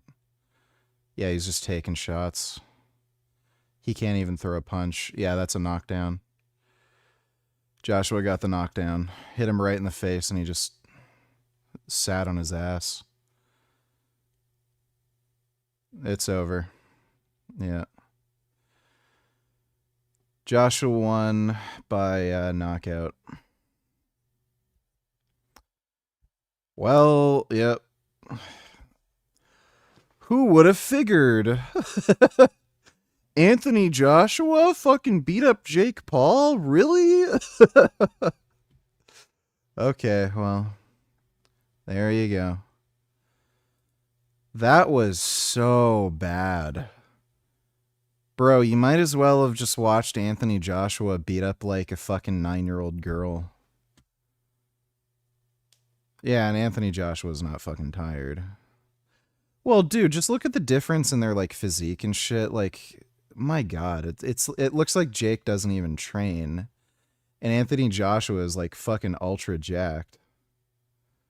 He's way fucking bigger too. He is so much larger than Jake Paul. Yeah, that was so bad. So Jake Paul just ran away from Joshua the entire time, and then just tried to clinch when Joshua would close the distance. Then eventually, Joshua just stuffed all of his clinch attempts and just beat the fuck out of him. That was so embarrassing. I've never seen anybody fall over their feet like that so many times.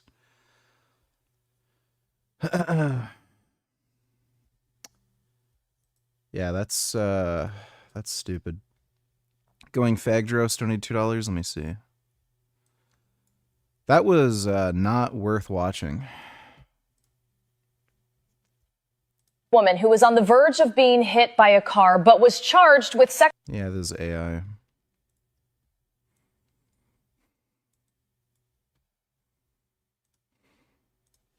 Resides among you in your land, do not mistreat them. The foreigner residing among you must be treated as your native born. Love them as yourself. Do you agree with this? Is the foreigner, well, he would not be an American, he wouldn't be an illegal. I want to just complete this quote and let Yeah.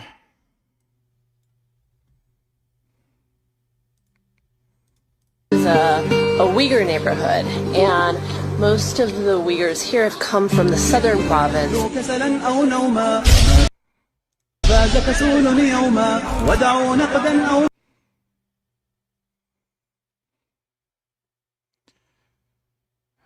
Yeah. Thanks for the donation, dude.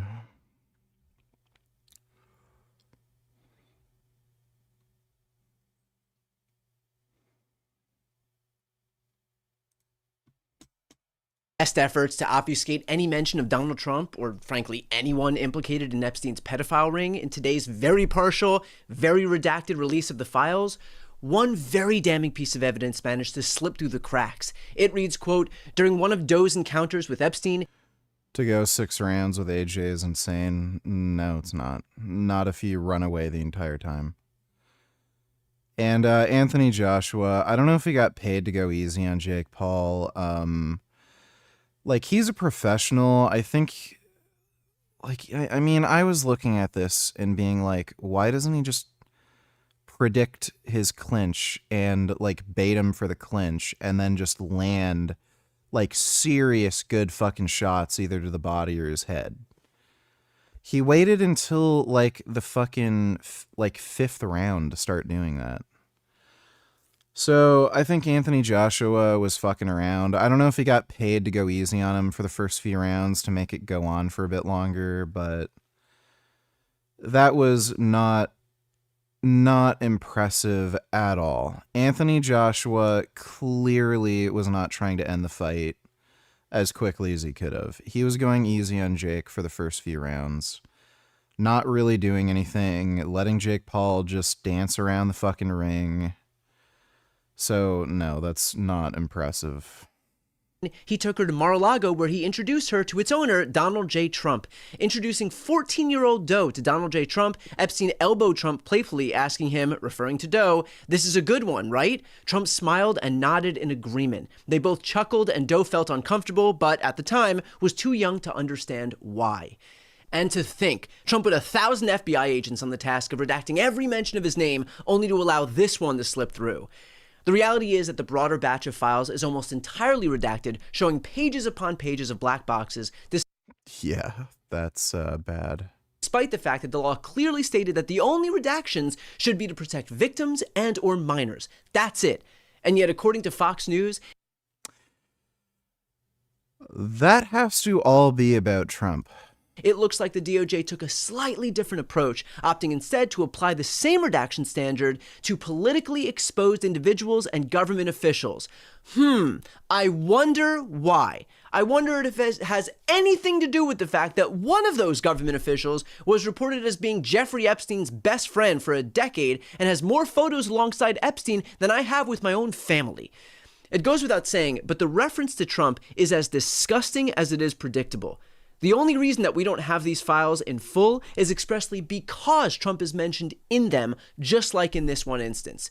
This one piece of evidence is precisely the reason that it's been 11 months and all we've gotten from this administration is delay, obfuscation, and now redactions. Because while they promised exposure, what they are delivering is exactly the same pedophile protectionism that they once condemned.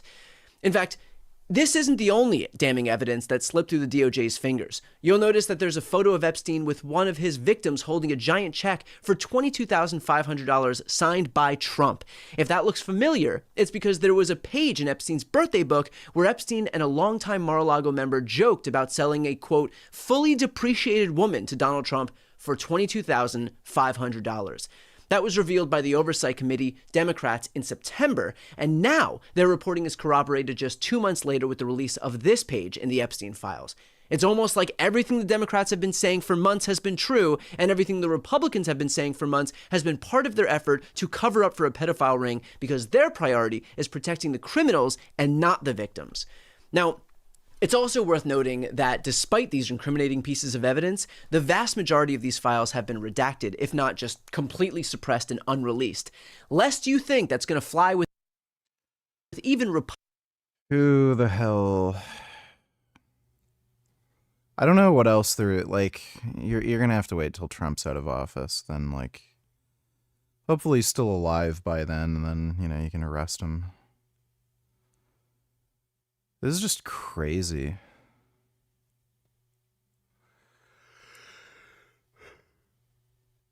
That is bizarre. Just pages upon pages of everything blacked out. So bizarre.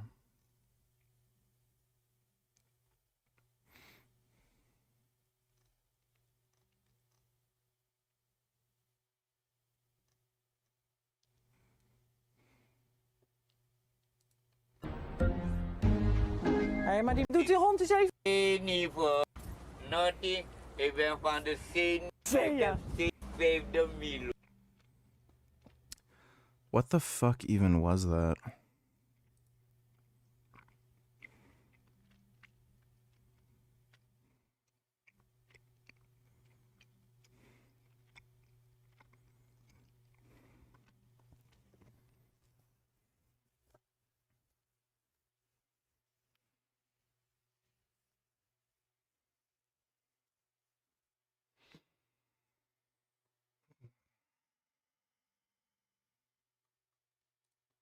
October 2025. A massacre takes place when the paramilitary rapid support forces attack the city of Al-Fasher in the Darfur region. Since April 2023, I think that was a T-34. A brutal power struggle between two rival generals has torn the country apart. Human rights groups call it genocide. Now we are seeing body piles visible from space. But this is not just a civil conflict. It's a proxy war fueled by external players and a thirst for profit. Outside powers have made everything worse in Sudan, Around 12 million people have now been forced from their homes. The country also faces a man-made famine, one of the worst in decades. Sudan is the world's largest humanitarian crisis, the world's largest hunger crisis, the world's largest displacement I wonder if there are any fine-ass bitches in Sudan. crisis, and the world's largest protection crisis. This is the story of a nation torn apart for profit and power at an enormous human cost. April 2023. After 2 decades of civil war, the situation escalates. On one side is General al-Burhan, the leader Paul says he thinks his jaw is broken. Well, if he can talk, probably not. of the official Sudanese Armed Forces, or SAF. On the other side is his former deputy, General Mohammed Hamdan Dagalo, also known as Hemeti. He leads the Paramilitary Rapid Support Forces, or RSF. But who is this paramilitary force? The RSF originated as the Janjaweed. These Arab and Arab-speaking militias were SAF allies during the war in Darfur in the early 2000s. Hundreds of thousands of Darfuris from non-Arab communities were killed, who are now facing that same terror all over again. Burhan and Hemeti also joined forces in 2019 to oust dictator Omar al-Bashir. Protesters filled the streets demanding civilian rule, securing a short-lived power-sharing deal. But in 2021, the two generals launched yet another coup. They toppled the civilian government that had been put in place and seized full control. But then this partnership that they had descended into a row when the head of the army wanted Hemeti to roll his forces into the army, and he didn't want to do that. Both of them wanted to be the ruler of Sudan. There's a sort of Cain and Abel story here. They've been fighting fisted glove against the people of Darfur for decades before they turned on each other. Khartoum became the first battleground between the two now rivals in April 2023. Soon after, clashes between the RSF and army forces erupted across the country. The campaign then shifted back to its brutal origins in Darfur. The strategic and symbolic target was Al-Fasher, the last major city outside of RSF control in the region, where in October 2025, a terrifying siege was about to begin. We warned the UN Security Council that this was going to happen 2.5 years ago. We told them that we were going to see a siege of Al-Fasher and the slaughter if Al-Fasher fell, and now we are seeing body piles. Oh, what do you know? The UN didn't care and did nothing. What a surprise. Even though, Israel bad, Israel is genocide, the UN is going to prosecute Israel for genocide. Yeah, we warned them there's going to be a genocide and they did nothing. Visible from space.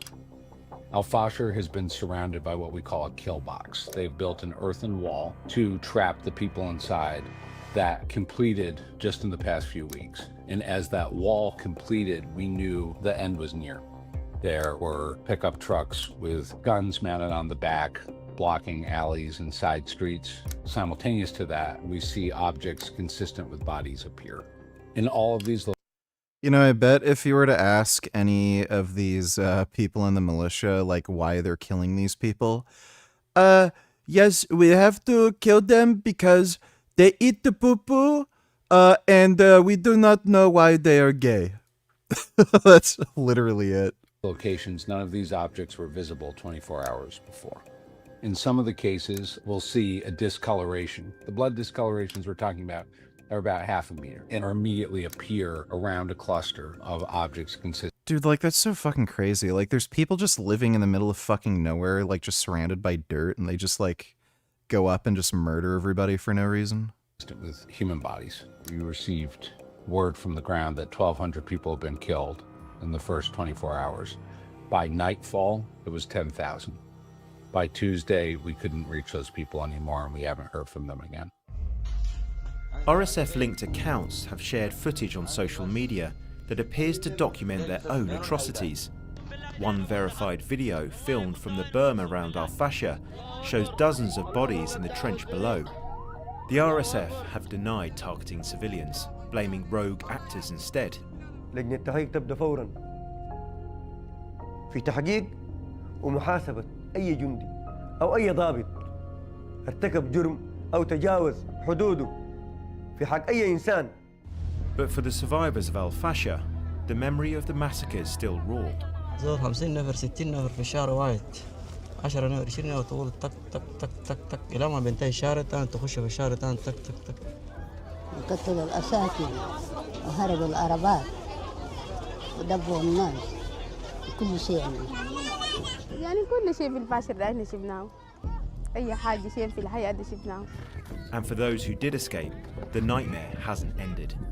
Thousands of people have made it out of the city, although 300,000 are thought to remain behind. But refugee camps are not exactly places of safety in Sudan because these too have been targeted in the past by the RSF.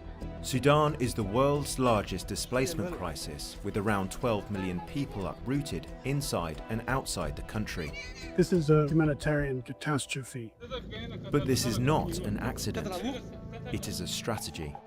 This war in Sudan is a war against civilians. It's against civicness, it's against civilian rule. It is very much a war about fixing and entrenching a military state. And because of that, we have seen a whole gamut of different military tactics being used, from the more medieval tactics of siege, starvation as a weapon of war, rape as a weapon of war, the inducement of famine, all the way to the use of sophisticated drone warfare. Despite the atrocities, the international reaction has been muted. The West, for its part, is basically watching from the sidelines. The United Nations also is struggling to have an impact. The fall of Al-Fasher might mark a turning point. What may happen is that pressure will be brought to bear on the UAE. The conflict in Sudan has become more than a... What a shithole. Has anybody ever figured, like, maybe they need to get a job or something? Maybe make a railway system and build stuff. Like, just the amount of unproductivity. It's insane how people live like this. A domestic power struggle. It has become a proxy war for rival nations and their ambitions abroad. Evidence is mounting linking the RSF's firepower to the UAE, though the Emiratis deny it. But they aren't alone. Libya provides the RSF with vital supply routes into Darfur. Meanwhile, Saudi Arabia and Egypt back the SAF, which also receives drones from Iran and Turkey. Foreign mercenaries, including Colombians and in the past Russia's Wagner Group, have allegedly been spotted in the fight. And there are more countries which help facilitate both sides. Sudan's location makes it strategically valuable. It borders 7 countries and has a long coastline along the Red Sea. But there is another, more lucrative reason why foreign players are interested in Sudan: gold. Sudan is Africa's 3rd largest gold producer after South Africa and Ghana. Gold is the main commodity that everyone's trying Yeah, it's funny how being homeless in Canada is better than just living here. to get their hands on, including these outside players. The UAE And it's fucking cold here too. That's what's also crazy. has the largest gold markets in the world. And there's been some reporting recently that shows that the UAE has been getting a large proportion of the gold that it has from Sudan. I think we can safely conclude that the gold is driving a lot of the weapon sales that we're seeing. With no incentive to stop, peace feels further. Oh, there you go. Allahu Akbar. Okay, it all makes sense now. So that's the fundamental problem here. Further away than ever. Since the fall of Al-Fasher, the RSF have seized more territory, including a key oil field. In November, a humanitarian truce collapsed within a week. Shortly after, the US stepped in to broker another deal. His Majesty would like me to do something very powerful having to do with Sudan. We're going to start working in Sudan. واستجابة للجهود الدولية المبذولة وعلى رأسها مبادرة فخامة الرئيس الأمريكي دونالد ترامب ومساعي الدول الرباعية والاتحاد الأفريقي والإيجاد نعلن الآتي: أولاً إعلان هدنة إنسانية تشمل وقف الأعمال العدائية لمدة 3 أشهر. But after years of failed agreements, hope is running low. It's a total red herring. The RSF has effectively figured out how to play the international community. They will agree to a truce, they will always agree to attend mediation and talks so that it's seen as the less belligerent party. And by extension, the Sudanese armed forces, which never really knows how to help itself, and has always pushed back against any talks and any mediations, looks like the much more belligerent party. 20 years ago, we had the Save Darfur movement. There were students in the streets, there were lawn signs, there were bracelets, there were celebrities, there were people getting arrested from the Sudanese embassy. How could we mobilize then, and why were we silent now? This is a multi-tier Because all the activists are busy hating Jews. conflict. And unless you can have a multi-tier political and ceasefire process, it's just simply not going to work. We got to get back on the horse, and that horse is international law and protection of civilians. I'm going to sound like Churchill. The only thing worse is the alternative.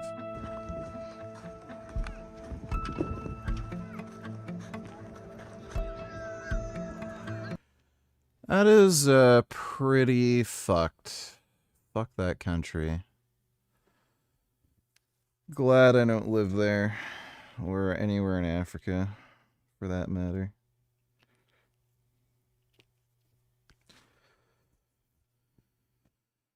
I am tired and I also have to take a shit, so I think this would be a... Whoa!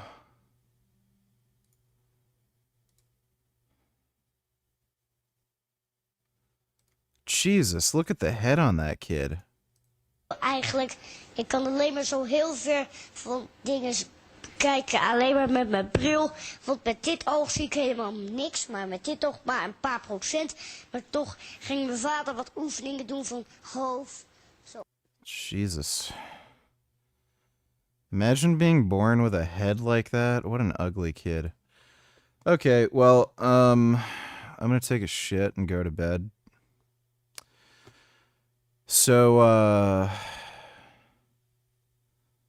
I'll see you all tomorrow. I'm probably going to go on a pickle adventure with Isaac. We're going to go out and find some special pickles to eat. But, I'll